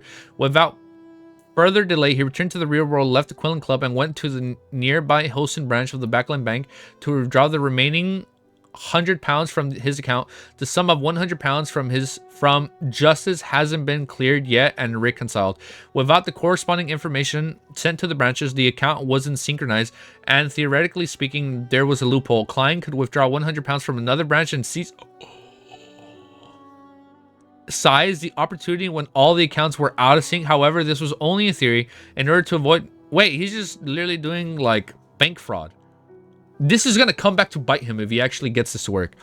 However, this was only in this theory. In order to avoid similar acts, the banks had many rules on anonymous accounts. First, it was to enhance the transmission of similar information in the same city. Second, it was to limit a single withdrawal to no more than £500. And third, if the last withdrawal wasn't done locally, a telegram was needed to inquire about it. And today, KLEIN encountered the third situation. Putting away the money, he took a horse carriage to the Bakerland Bridge around and entered the Bravehearts bar. Under Casper's guidance, he saw that Merrick sitting in the card room. He wasn't surrounded by zombies. Maybe it's Merrick that's going to be the bodyguard because the zombies are gone, right? Maybe there isn't like a female beyond it, and it's actually his zombies that are going to be the bodyguard. I.e. him, Merrick, right? KLEIN discarded the ideas of using his spirituality to rap Isaac's copper whistle, slapped a £100 on the table and said to the pill maniac, I agreed to the deal. I'll pay in advance of £100. I'll pay another £300 every additional day I'm protected. The protection begins now. Okay. Merrick's gaze fell past him and landed somewhat behind him. He nodded and said, all right, she has agreed. Yeah. KLEIN turned back in surprise only to see the wall and nothing but air. It has to be him. He secretly activated his spirit vision but failed to discover anything. Merrick stuffed the £100 in his pocket and said indifferently, you can return now. She has begun protecting you in a hidden way. I'm calling bull. If I hadn't divined this beforehand, I would definitely think of all of you as cheats. Wait, no, it's true. KLEIN surveyed his surroundings and deliberately acted as though he had left with clenched teeth. Along the way, he would occasionally activate and deactivate his spirit vision, constantly observing the outside through the carriage windows, but he didn't find his so-called bodyguard, so he must be really good. Back at 15 Mink Street, KLEIN closed the door, went into the bathroom, turned on the tap, and washed his hair. The sounds of water splashing disappeared as he shook off the water droplets and wiped his palms with a towel. Then he raised his head to look at him in the mirror to inspect his appearance. At that moment, he saw himself phasing away in the mirror before transforming into a woman wearing a black regal dress. His bodyguard. The woman had like gold. The woman she hired is a Beyonder. What was her name? Something Gale, right? The woman had like golden hair. Or maybe he's using a divination. The woman had like light golden hair and blue eyes. She looked very delicate, but her face was abnormally pale. She wore a small black bonnet, lifted her skirt, and bowed at KLEIN. This, without hiding his surprise, KLEIN took a few steps back and leaned against the wall. Only then he realized that this might be the bodyguard he had hired for £1,000. The image in the mirror quickly dimmed and Klein saw himself again. Everything had been restored back to normal. Good. I just don't want him not remembering stuff. Miss Bodyguard. Miss Bodyguard is the... Klein is gonna have a sugar mommy by the looks of it. After the adultery divorce, I think Mommy Gail is gonna hit on Klein because she's a beyonder. Ho, ho, ho. Wait a minute. No. Madam Dally till the day I die. We'll see what happens. Let's update our timestamp. Dude, it has to be her. Why you say so much crazy shit this year? Dude, it's her. You know, maybe, you know, I'm telling you, sometimes you need to overcook before you eventually land a good simmered salmon. You know, sometimes you gotta burn the salmon skin in order to cook a really good salmon. You know, don't you dare compare them. Okay, I'll shut up. We'll keep reading. Let me update my timestamp. He hired Miss Bodyguard for 3 days. Okay, we got 3 days to figure out who it is. All right, chapter 240. Megoose. That's how you pronounce her name, right? It was funny. I went back, watched my trailer. I'm like, Megoose, like Megoose. Easy become rich, get Audrey lifestyle. Dude, bro, you wish, bro. I can only dream. I'd have to win the lottery. I'd have to win the lottery for that to happen, man. Or I should have bought like crypto like 15 years ago. What was I doing? What was I like? Why was I playing outside in 3rd grade in the streets when I should have been investing in Bitcoin in 3rd grade? Like, what was I doing with my childhood? I should have been investing back then, dude. Chapter 247 is called The Whole Story. Yeah, as Zen said, no comment. Chapter 247, The Whole Story. The figure in the mirror was clear, but it was as though the woman in the black regal dress had never appeared. Klein secretly activated his spirit vision, but didn't find anything. Did I just hire a female ghost as my bodyguard? She's even stranger than a female ghost. At the very least, one can see ghosts with spirit vision. Klein thoughtfully touched Azik's copper whistle in his pocket, feeling nothing but its cold chill. Like before, it didn't have any additional changes. Nah, nobody says Megoose. I say Meghost, but without the T. Mego. I've been saying Megoose. I'm excited to see I'm excited to see how the anime pronounces her name. It didn't have any additional changes. She's unaffected by the copper whistle. Seems like it isn't an undead creature. However, I can't be sure. Back then, the copper whistle was buried with me, but the corpses surrounding me didn't act abnormally. Was it because the buried in the cemetery have a send-off by the priests and the bishops? When does it work and when doesn't it? When this business with the ambassador is over, if I'm still alive, I'll go to the cemetery and try to figure out the scope of its effect and its limits. I can always carry a tiny bomb like this. Klein washed his face and walked out of the bathroom. Just as he picked up the newspaper in the living room and was going to read in the living room or bedroom, he heard the doorbell ring. Klein's mind tensed up when he heard the tinkling sound. He put on his coat with all kinds of materials in it and walked towards the door gingerly. He clearly knew the danger was approaching in the next few days. After standing behind the door and waiting for a moment, the scene outside naturally surfaced in Klein's mind. The crimson moon was faintly described in the sky. The elegant gas lamps on both sides of the street lit up with wet road. A boy wearing an old coat. Okay. His bright red eyes were deep in a drift. Ian Wright is back. Why did he appear? Isn't this what I saw my... This was part of the Omen, the original Omen, right? Isn't this what I saw in my dream divination? Oh, Ian Wright was the bad guy. He's the spy. Is this the prelude to danger? Klein opened the door and took 2 cautious steps back. Detective Moriarty is like, I have another mission for you. Ian took off his brown top hat, bowed and said in a low voice, I came to apologize. I don't buy it. I'm sorry to have involved you in such a dangerous matter. Klein creased his brows and probed him. What you should have done is head to the police station. Ian looked around and bowed his head. I just came out of M19. Wasn't that a gang that was brought up earlier? Oh, isn't that the name of the military special department with the interrogator, right? Maybe we can have a chat. I have to at least know what placed me in this situation, he sighed inwardly. Ian didn't stand on ceremony as he followed Klein into the living room and sat in the... Oh, I dropped my mic. And sat in the same spot as he did the last time.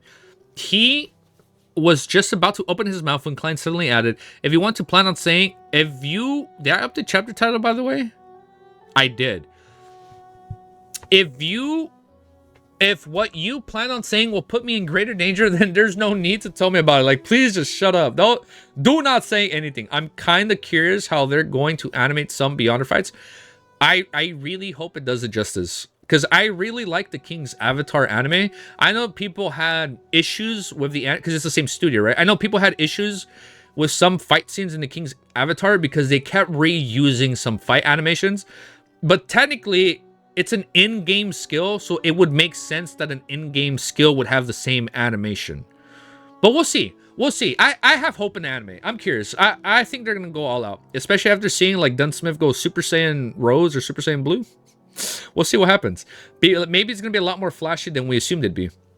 Before he could finish his sentence, he saw a figure emerging from the panes of the oriel window across the room. A black oh, it's her.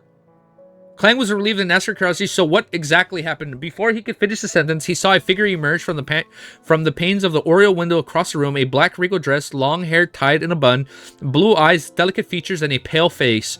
It was a woman who had previously greeted KLEIN in the mirror. This woman seemed to find an illusionary high-backed chair and sat down. Her left palm supported her right elbow, while her right hand supported her face, pretending to listen attentively while appearing expressionless. For a moment, KLEIN was left at a loss. He's in love. Ian, who had been silent for a few seconds, said softly, in fact, Detective Zuriel is a spy of the Phasic Empire. Like, who would have thunk? He adopted several vagrant children and taught them how to gather intelligence. I am one of them.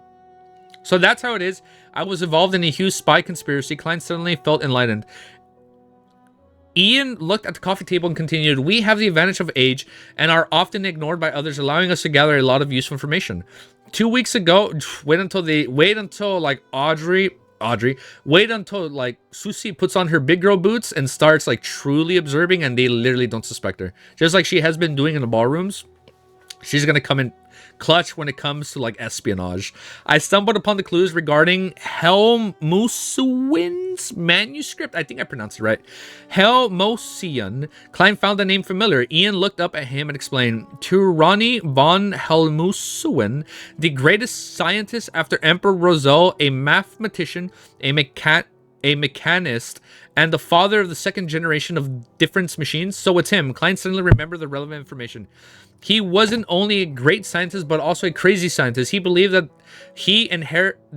the inherent flaw in the existence of humans could only be fixed through machines. He loved eating sugar as it was his own energy source. He mysteriously disappeared while researching a third generation difference machine and was an important figure that every country was trying to find. His manuscript. Does the manuscript involve third generation difference machines? KLEIN asked probingly. So this is like basically Leonardo da Vinci, right? Oh, you're heading out, your name? Dude, thanks for stopping by. I'm gonna leave everyone to sleep. Yeah, dude, good night, bro. Thanks for stopping by for a bit. A difference machine was a mechanical device for computing. A computer? So it's like a computer? For computing. It could effectively improve the efficiency of scientific research in various projects. In KLEIN's opinion, it was an alternative computer in the age of Steam. Of course, it could only do computation at present. Ian shook his head. I'm not sure. I didn't actually see it. Perhaps it has some related ideas. He paused for a moment, then went on to recount what had happened. When I reported this to Detective Zuriel, he was very happy and told me to follow up the lead, while he immediately reported it to Superior. It took me some time to determine where the manuscript was, but I was afraid of the danger, so I didn't steal it directly. I decided to return to Detective Zuriel, and after that, it was as I told you. Detective Zuriel's house was infiltrated while many of the tiny traps were not restored, and he didn't respond to my contact request. The Zumagir gang tried to capture me. With your help, I confirmed that the death of Detective Zuriel. I took a fake tooth from his corpse. Oh, that happened after we parted. Oh, when he went back to the body. Detective Zuriel told me that inscribed on the inside of the fake tooth, there was a method to urgently contact his superior. It was a method that even he didn't know of and was something he would only remove if an accident occurred. KLEIN nodded slightly and said, so you sent a telegram. A rare look of surprise flashed across Ian's face as he asked, did the people from M19 tell you that? No, a friend of mine happened to see you on Bacardi Street. KLEIN casually made up an excuse. I see. Ian nodded in depression. I got in touch with Detective Zuriel's superior in Bakerland via telegram and arranged this time, place, and manner of meeting. But soon enough, I was found by the Zumagir gang. No, to be exact, it was an intelligence officer of the Inter Republic. That was what happened. That was what the people from M19 people told me. Fortunately, M19 or ML9 or MI9 arrived in time and both sides engaged in a chaotic battle. I took this opportunity to escape. However, when I met with Detective Zurio's superior this afternoon, I was once again ambushed by the Intis intelligence officers. Then why are you here if you were attacked again? Unfortunately, I was caught by them and I was very afraid of dying, so I told them everything that I knew. However, they didn't keep their promise and still wanted to kill me. At that moment, MI9 finally found me. Is it only during such times when you look like a 15 or 16-year-old teenager? Just as Klein was reflecting over this, he suddenly thought of a problem from what Ian had just said. Back when he discovered that something important was left behind on Zuriel's corpse and that Ian had successfully taken it away, he had written the matter off, thinking that the Beyonder was lacking in skill and that the Beyonder had missed out on something because of the mediumship provided little useful information. However, after confirming that the ambassador had a mid-sequence Beyonder of the Seer pathway, the situation became extremely peculiar. With powerful mediumship, it was impossible for the fake tooth to not be discovered. Leaving the body in such a remote and hard-to-find place didn't seem like a trap. Combined with Ian's description, the answer was obvious.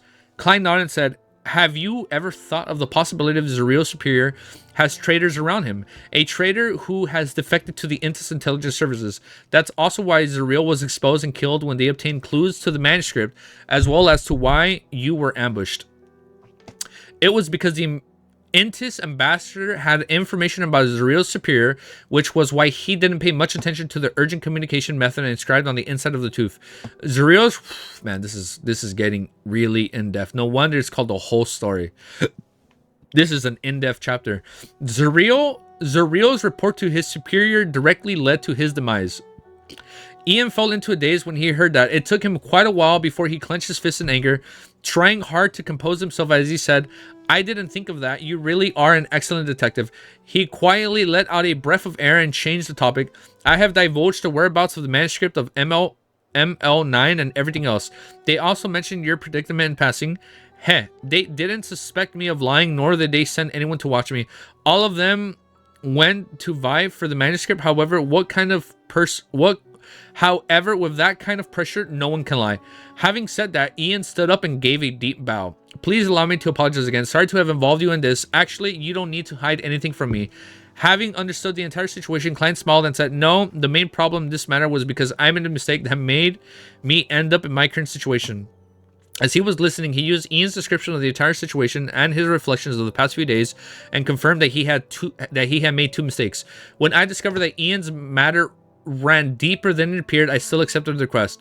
That wasn't your problem, since I only felt that it involved gangs and there wouldn't be at most one or two Beyonders who wouldn't dare expose themselves, but the divination lacked enough information and ended up with failure. This was within the limits of what I could have resolved by myself, and typically speaking, there wouldn't have been any trouble. I even take the opportunity to come into contact with Bakerland's Beyonders. After finding Zuriel's corpse and confirming the matter ran deep, I should have considered the sensitivity of my identity and decisively extracted myself from this case. I should have let Ian deal with the subsequent matters himself. This wouldn't be problematic and would be a rather careful choice. One of the mistakes I made was that I didn't flinch or reveal anything about Ian when Mercelot came to me. I only thought that he was from a gang and that there were some Beyonders behind the gang. Who would have guessed that it involved a figure like the Intis ambassador? Even more so, I never expected that Mercelot to be so rash. After failing his mission, he didn't threaten, intimidate me, or proceed with other options. Instead, he came straight to kill me so that the mediumship could be performed. He didn't even give me the chance to regret my decision. As a result, my situation worsened. So this isn't too subjective or too serious of a mistake. The one mistake that really caused me into such a passive situation was the tiny mistake I made from the very beginning. I had rented the house and accepted the mission as Sherlock Moriarty without donning a disguise. He should have donned a disguise. Well, didn't he say he was getting like a fake mustache? This resulted in me not being able to flee after my identity as a Beyonder was exposed to the ambassador. Even as I acted horrified and frantic, making MO9 and the police department believe that my taking fight would only be normal, I didn't dare flee. I was afraid when the ambassador failed to find a target for revenge, he would inform the police officials about me. And according to my experience as a Nighthawk, most official enforcers like Nighthawks, Machinery, Hivemind, and mandated punishers harbor animosity towards uncontrolled Beyonders. They definitely would have ignored me just because I'm a low sequence beyonder and wouldn't begin an investigation. In times my looks will clear the evidence. I will then be pursued by high sequence beyonders from the Church of the Goddess because I resurrected despite having been involved with a grade 0 sealed artifact. There's no chance for such matters to be suddenly forgotten or thought of as nothing by others. I had to plan for the worst case scenario in advance, and if I own, dude, he's really, yeah, Klein's normal luck. I had to plan for the worst case scenario in advance, and if I only reacted when the ambassador took action, it would definitely be too late. Whether it's an assassination, finding a bodyguard, or buying items, all of them will require time.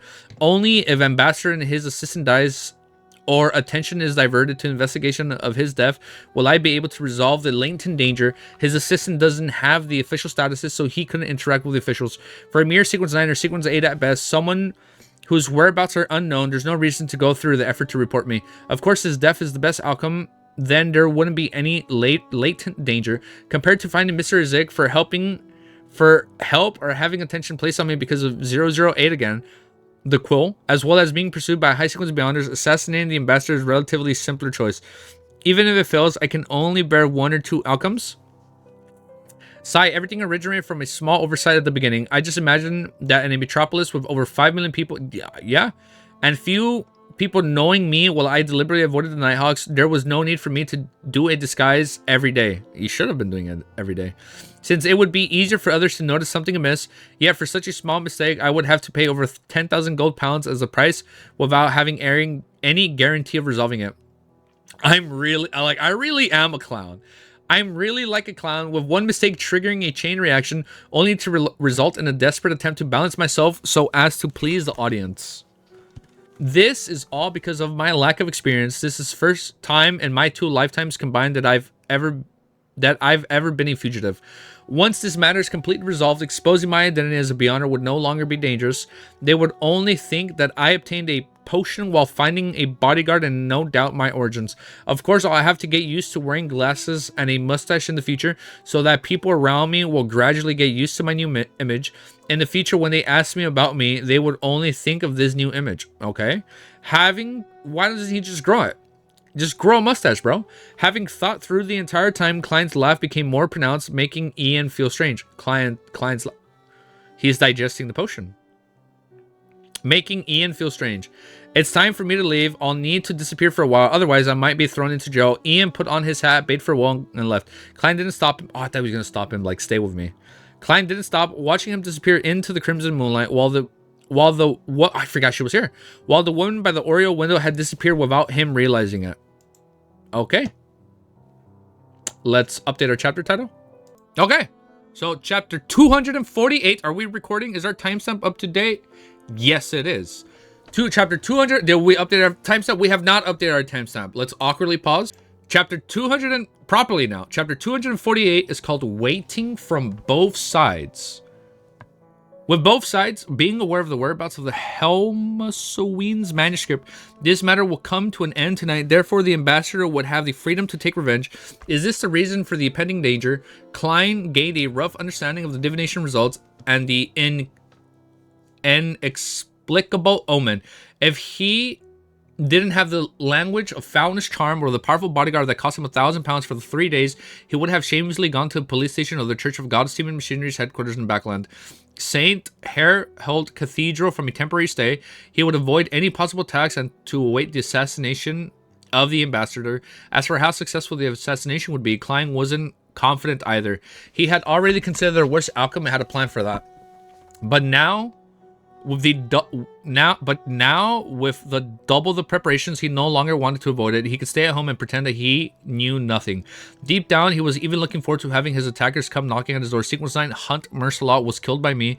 If they send someone else, they would at least be a Sequence 7 or even a 6 or 5. They might even come in numbers, but regardless, as long as I finish them, I'll obtain formulas and beyond characteristics. I can then make up for some of my losses. Yes, I'll tell Miss Bodyguard that I had good luck and managed to benefit. Look at that, good luck. I've been talking about luck this chapter. Good luck, managed to benefit from the black ear that I bought and became a beyonder. Oh, that I bought. So he's going to say, oh, I became a beyonder because of the black ear. Ah, just like Ray Bieber was trying to digest the book, right? To become a Beyonder, right? Because then we find out when he was trying to digest the book, right? There's no way to hide it at this point. Besides, what I'm saying is nearly the truth. I did benefit quite significantly. I scrolled down too much. From the Black Ear, as Klein considered what soon followed, he almost instinctively drew the sign of the Crimson Moon on his chest. Ah, look at that. He almost did the Evernight pose. May the goddess bless me, and the Beyonder who comes is one from the seer pathway. He prayed silently. Oh, so because he has luck on his side, so he can get more ingredients. I've looked up all the endings. I like the main. I like the main one, like the first ending. May the goddess bless me that the Beyonder who comes is from one of the seer pathway. He prayed silently. As he thought of this, he looked around the room and of his bodyguard. He was worried that she would run away without a sound after hearing the whole story. The lights in the dining room were warm, illuminating the coffee table, sofa, and chairs. There was no one else in the room except him. As Klein gradually grew nervous, he suddenly saw a face appear on the glass cover of the glass lamps in the living room. The face was pale with pale gold hair and delicate looks. The lady is quite confident in her own strength. Klein's mind calmed down, and he whispered to himself, I'm also Beyonder. I made a gamble on an item I bought from Kapir's Gathering. Ah, he's telling her. I made a gamble on an item I bought from Kapir's Gathering and benefit from it, but it was only beneficial for me. What he said was true.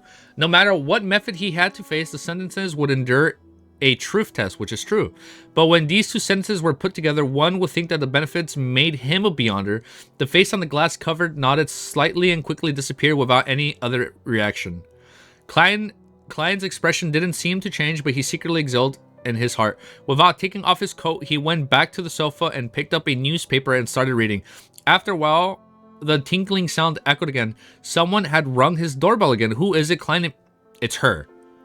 Klein immediately tensed up. He stuffed his hands into his pockets, touched his tarot cards, and oh my god, okay, I'm getting a little excited. And language of foulness charm, he slowly walked towards the door, and with the help of his abilities as a clown, he predicted what he would see after opening the door. The crimson moon was still faintly visible, and the elegant gas lamps were unchanged. And a sergeant, it's the interrogator, and a sergeant in a black and white checkered uniform with 3 chevrons. It's like the badges, right? Like your rank on his epaulets, was impatiently waiting by the door. He had a short brown beard, and he was none other than the sergeant who had dealt with Sherlock Moriarty's case of self-defense. I think, so is that him? I think Jurgen mentioned his name, Sergeant Faxine. Well, I can receive the 10-pound bail. Oh, his money! I can receive the 10-pound bail money, or the next day. What is he doing here? Did I send him, did MI9 send him to find Ian, right? Or to inform me that I should temporarily hide away from danger? Confused, Klein grabbed the handle. Inside the Intis... Why are we changing point of views? Oh, wait, no. Inside the Intis embassy of Bakerland's Westboro, the lights were on. The scent of various perfumes and alcohol... Wait, we did change point of views. Accompanied by melodious melodies stretched out to every corner. A ball was being held. During his years as ambassador, Bakerland had often held balls at the embassy, inviting the kingdom's bankers, big factory owners, philanthropists, and other well-known rich and powerful people, as well as lawyers. Random opportunities were also given some of the lower-ranked merchants. In this atmosphere, he would tell the guests about the prosperity and openness... Oh, wait, I lost my place. And openness of tribes, and how the Intis Republic was no longer dominated by the likes of the noble bankers, factory owners, and lawyers. That they directly and indirectly took over a large portion of the parliamentary seats, determined that the direction of the government polices enjoy true freedom and high statuses. Today, Bakerland was doing the same thing. With a wine glass in his hand, he flirted around with the guests as to prove that he was still present at the ball without leaving. They should have gotten the manuscript by now. After learning that Ian Wright appeared at the telegraph office from the trembling detective, I've been putting plans into action. Now is the time to reap the rewards. Bakerland, with his thin but classy face, took a sip of blood like Armira wine and headed for the balcony, intending to take a breath of cold night air. After learning that Ian has sent the telegram as a veteran conspiracist and professional intelligence officer, Bakerland was acutely aware that Ian was contacting his superior. Therefore, he quickly made the double spy that had infiltrated the Phasic Empire's Dude, this is getting trippy. Phasic Empire Bakerland intelligence team investigate and obtain the meeting time location, and the manner agreed upon by Ian and the team leader. Damn, that's really in-depth.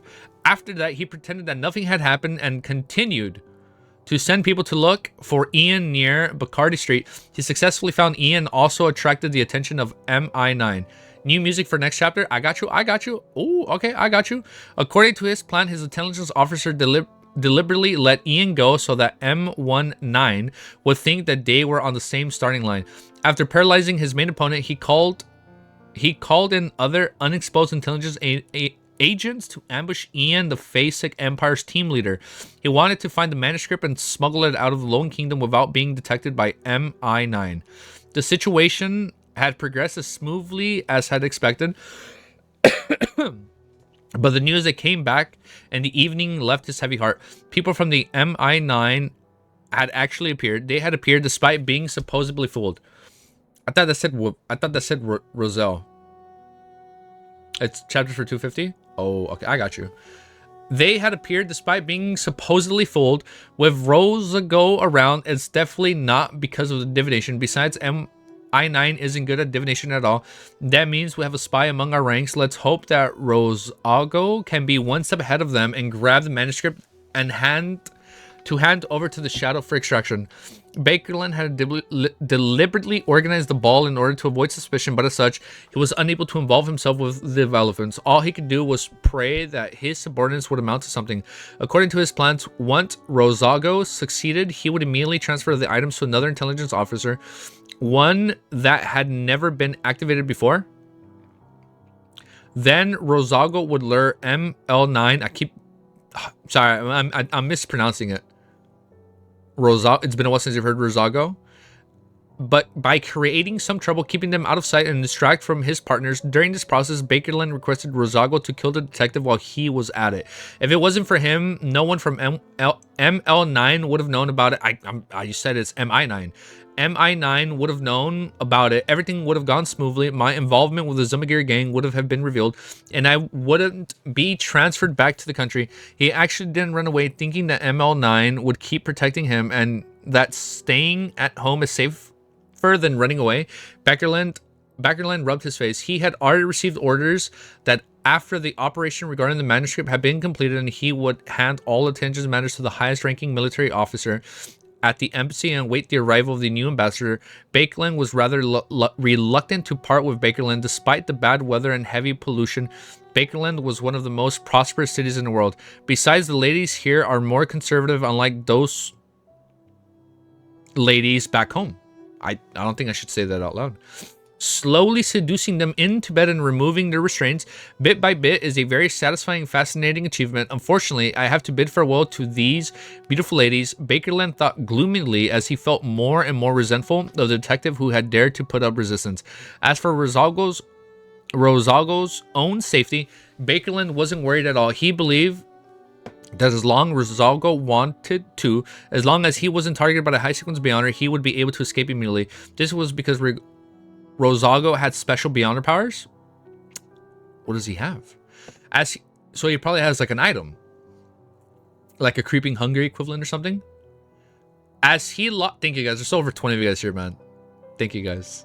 As he lost himself in thought, Bakerland's eyes suddenly lit up. He saw a young lady in a crimson dress standing at the edge of the balcony with a glass of wine in her hand.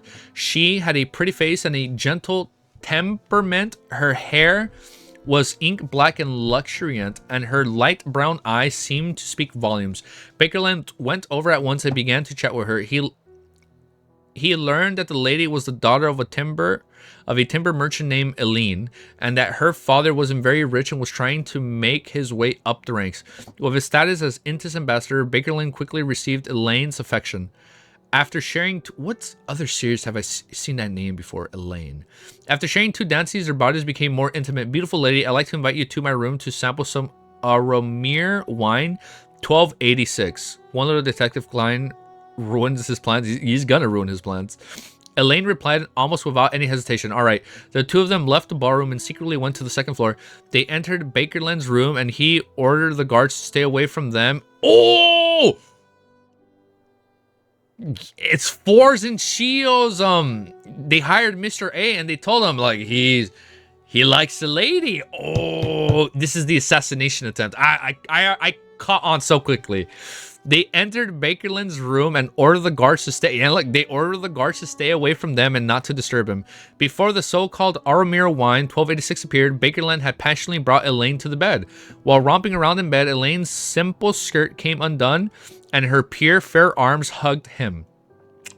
While her hands gripped Bakerland's shoulders, her nails and veins suddenly sprouted black, thin, fluffy spider feet. Ugh. While her hands gripped Bakerland's shoulders, her nails and her veins? So her nails sprouted thin, fluffy spider feet, and her veins. Ugh. Bang! Elaine's eyes suddenly bulged as white foam poured out of her mouth. Bakerland retracted the fist that he had used to hit her abdomen and stood up from the bed. He no longer had the hasty actions from before and instead wore a cold expression. Who sent you? Bakerland asked in a deep voice. Elaine attempted to stand there, but the pain was too much to bear. Her eyes were filled with shock and fear. Seeing the expression on the pretty girl's face, Bakerland smiled and said, "It's true that I am into beautiful ladies, but I know this problem of mine. So every time I meet a beautiful lady, I'm especially careful. Speak, who sent you. Don't bother resisting. I'm very good at using fire." Is that why you guys don't like me using the fire emoji? Because he's going to burn her or something? Okay, I like the name of this next chapter. The Assassination. Okay. Let's do our timestamp. Oh, this song go hard. Okay.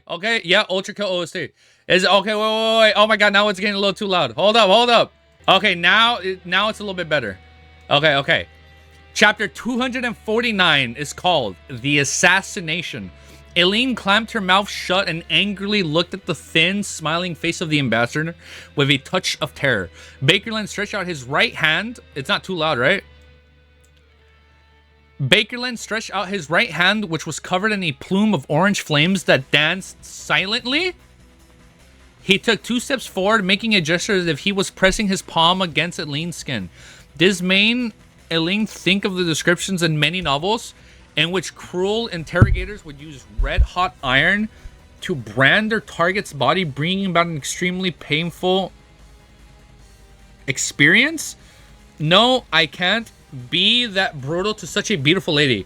Bakerland suddenly stopped his outstretched right palm and chuckled softly.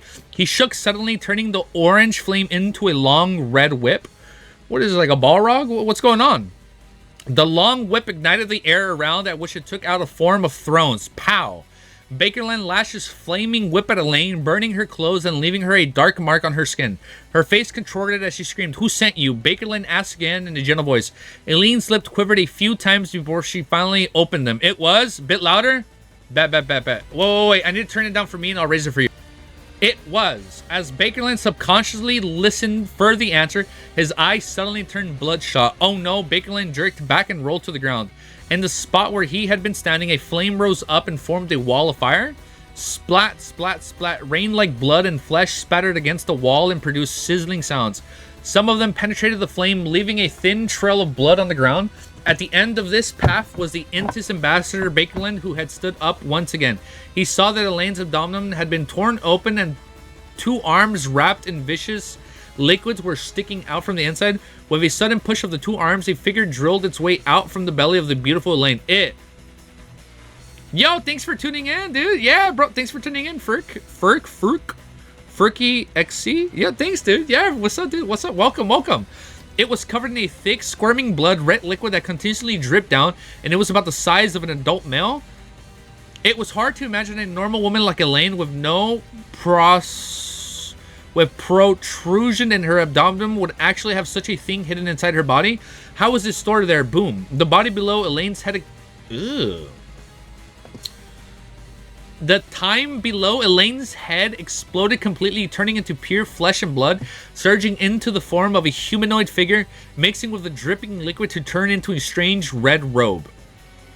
The figure revealed its true appearance. It was so beautiful that it looked like a woman. The blood red robe it wore looked like a blossoming flower under the illumination of the flames. Rose Bishop. As a veteran intelligence officer, Bakerland immediately identified the name of the corresponding sequence before him. Sequence 6 of the secret... The true creator pathway. No wonder it's so freaky and creepy, dude. Sequence 6 of the Secret Supplicant Pathway, Rose. I thought Rose Bishop was going to be a healer. Now I get why it's Rose. Rose Bishop. Even Rose Bishop was an expert when it came to flesh and blood magic. Beyonders that the sequence could hide inside the bodies of others. Oh, he was hiding inside Elaine. But the moment they emerged, the hosts would lose their lives. For the Lord, Elaine's remaining head let out a low cry and closed her eyes forever.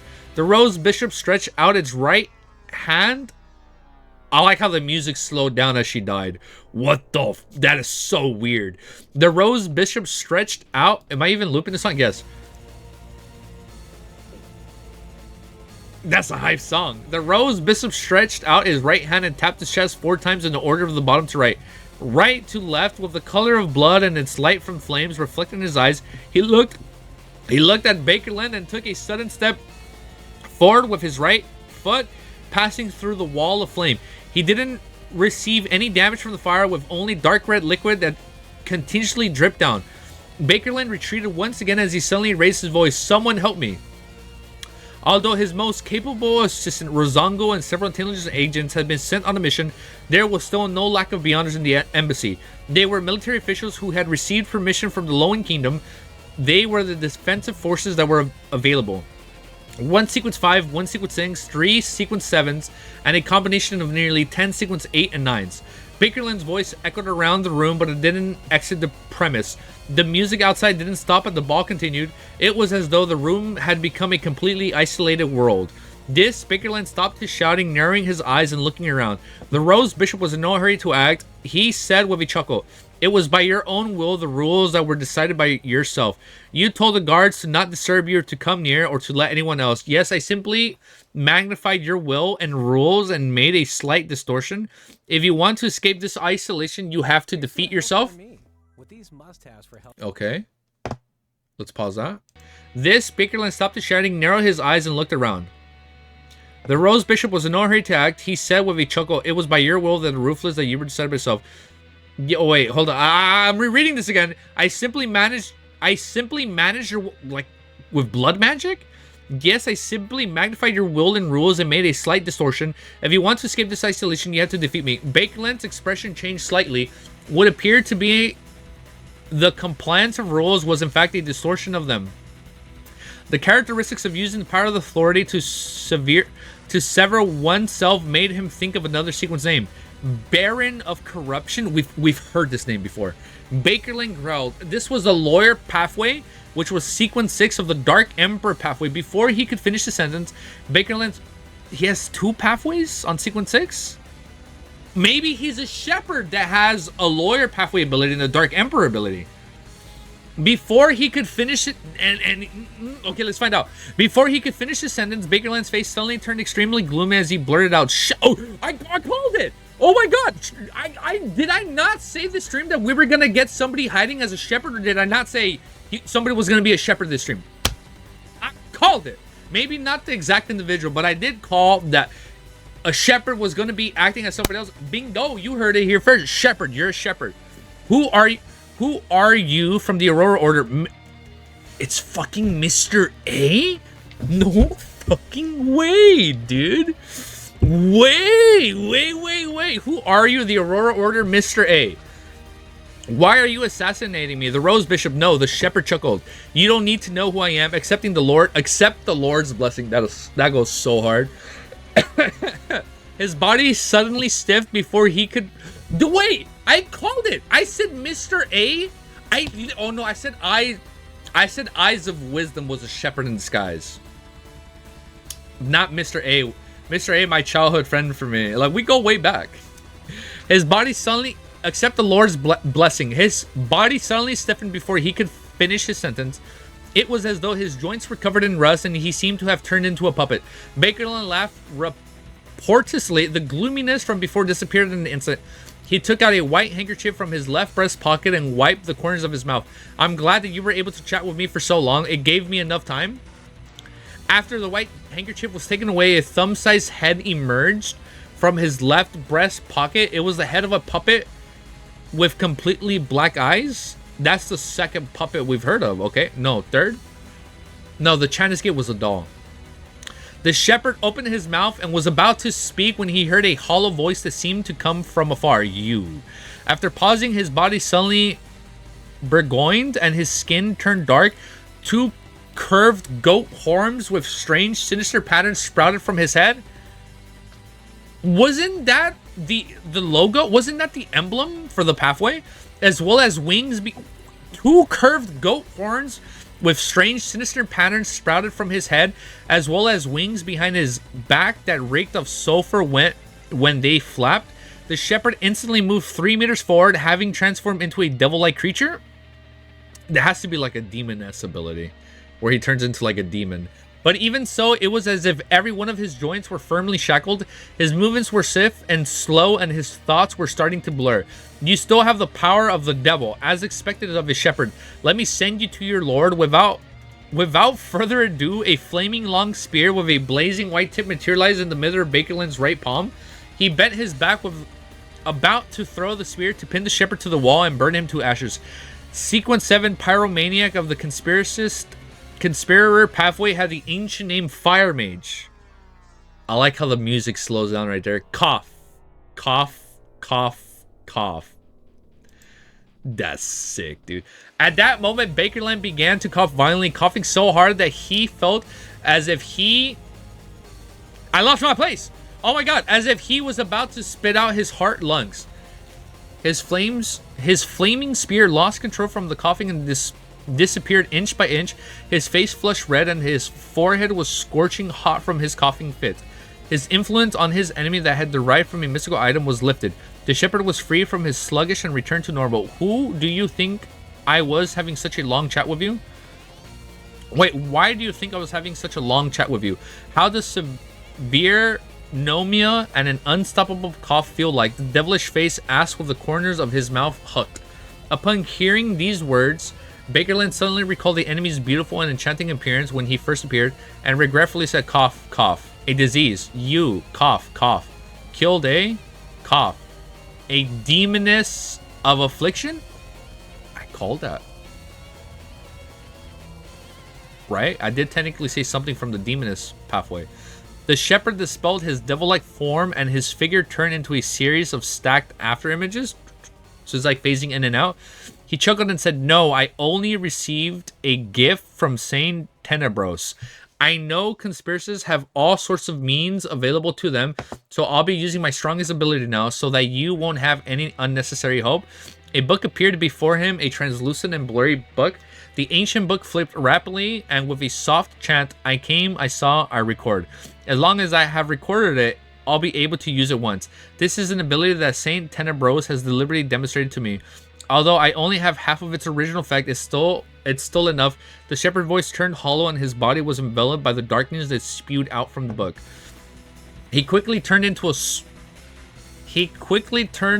a small giant about 2.3 to 2.4 meters tall. Over 6 feet, almost 9 feet, 7 feet. His entire body was covered in cold black armor. Where have we seen like an armor like tall figure? I'm thinking of a Zik. Veni Vidi Notavi. I don't even know what that means. His entire body was covered in cold black armor. At the space where his eyes should be, there was two glooming crimson red blobs. The Dark Knight Wraith. I'm thinking now. I know what I'm thinking of. The Dark Knight that Zik and KLEIN came across in the cathedral. Not the cathedral, in the castle. The Dark Knight raised a broadsword and also has a broadsword. The Dark Knight raised a broadsword in his hands, took a step forward, and delivered an unrelenting chop. No, why? As Bakerland tragically screamed, the layers of flames that gushed out of his body were split apart. All sorts of lights exploded and were split open, and his body was split into two halves. Thud. Bakerland fell to the ground. No blood came out of his massive wound. Even his soul seemed to corrode and destroyed by the black sword, and didn't seem to exist. Boom, boom, boom. The plumes of fire that spewed out of Bakerland's body lost control, causing the blast to shook the room and sent the glass rattling. At that moment, the isolation that had been created by his own will vanished with his death, so they killed him. The shepherd didn't stop, nor did he wait for the Beyonder characteristics to appear. Oh, he didn't even wait. He just left. What? The shepherd didn't stop, nor did he wait for the Beyonder characteristics to appear. He restored his inconspicuous appearance and seized the opportunity before the military officials of the embassy arrived, sprinting through the layers of the walls and into the darkness outside. And now we're back with KLEIN. At 15 Mink Street, KLEIN paused with his right hand on the handle. He decided to throw a coin before he opened the door. Since Ian had already come, the revelation that he had seen in his dream had already happened. That meant that the danger could come at any moment. So that was before the danger. Maybe this is a farce, and this is all fake. While muttering the words, the visitor outside will bring danger, KLEIN flicked up a quarter pants and watched it fall to his palm and its number side facing up negative. KLEIN muttered himself as he reacted to the handle. However, he didn't let his guard down. He knew that there was a mid-sequence Beyonder of the same pathway as him on the ambassador's side who could interfere with his divination. Ah, that's true. If it was that person, it would be normal for him to get the wrong result. It's a pity that I don't have the time or an opportunity to investigate it above the gray fog. KLEIN looked through the door for a moment with his spirit vision, realizing that nothing was amiss. He opened the door and took 2 steps back. Dressed in a black and white checkered uniform, he's back. Sergeant Faxine took off his hat and said with a serious question, I've been sent here by the higher-ups to tell you that you must be careful tonight and tomorrow. Be careful of strangers?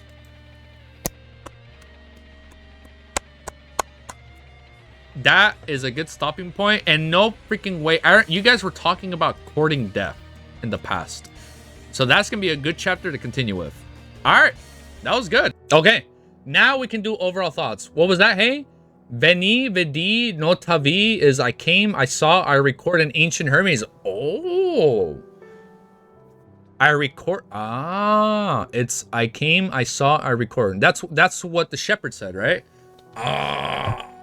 Is that like a true creator saying, since they're part of the secret supplicant pathway? Now that gets the brain jogging. All right, I think that was a really good stop point. I'm starting to notice when I raid fights, I'm getting really lost in place. First proper mid-sequence fight, and not only that, bro, I'm noticing my proficiency in raiding decreases like drastically. I like the Ultra Kill music. I like it. It was a good song. It was a good song. It was a good song. But I'm not gonna lie. I think the world is white hits a little harder. I only need Venny in my life. The what? You only need to record? I'm not gonna lie. I think the world is white hits a little bit harder. Oh, look, this track. Oh, wait. No, I lied. Not that song. I'm the action song. How am I forgetting the name? I think Walls Closing In hits a little harder. It's fine. All Adulterous fans get lost in fights. It's not that like I'm getting lost in the fight. It's that I'm not used to reading fights so often that I'm like, whoa, like this is too different from what I've been reading. Like it's been very slow. It's like so far this volume has been like almost like an espionage, Mission Impossible story, or like a Sherlock crime detective thriller series. You know, it's like a mystery drama. But then all of a sudden, when it cuts to like a fantasy fight, I'm like, whoa. I got like, hold up, like I gotta lock in, and then I don't lock in, and then I get lost. But I like it. I know I need to read fights a lot slower. Next main fight, I'm gonna read a lot slower. I'm gonna take my time so I can kind of get my foothold, and then we'll pick up the speed. But that's cool, dude. I like it. We've had a really good fight. You guys clearly don't like my shipping. Means confusing, but I'm hyped to see if you guys are right or I'm right, or if I'm wrong and you're wrong. We'll find out. Okay, but I like it. I think we're going to leave it there. We're going to end the stream. We're potentially not going to be reading Lord of Mysteries tomorrow. I don't know if you guys saw the rumor, but potentially the Switch 2 might be revealed tomorrow. Like everything about the console has been leaked at this point. That if there is an announcement tomorrow, we'll probably do that. Reading LOTM fights makes me feel...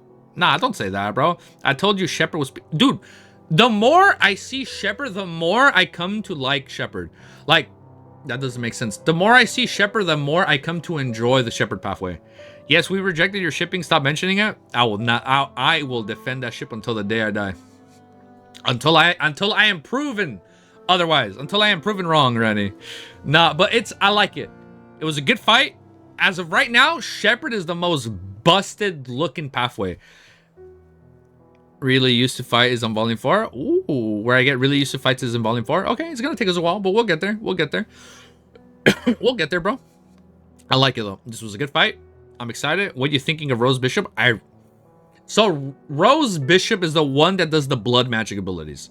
That sounds kind of scary because it sounds like you can hide or disguise yourself.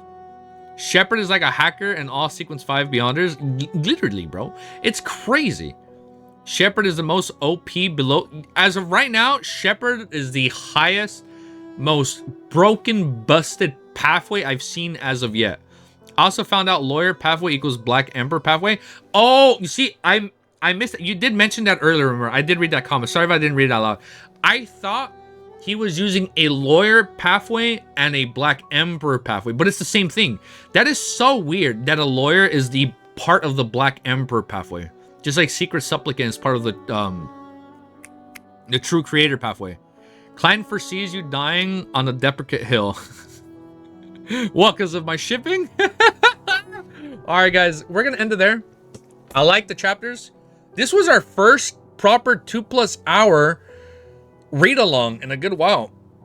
KLEIN foresees you dying on the Hornicus mountain range with that ship. We'll see, man. We'll see if that ship sails or not. We'll see if the ship sails or if it sinks like a big boat. We'll find out. We'll find out what happens. All right, guys, we're gonna leave it there. If you like what you see, make sure you like, comment, subscribe, share the video. And if you guys are here after watching our top 10 characters video for Volume 1, thank you. And I will see you guys all.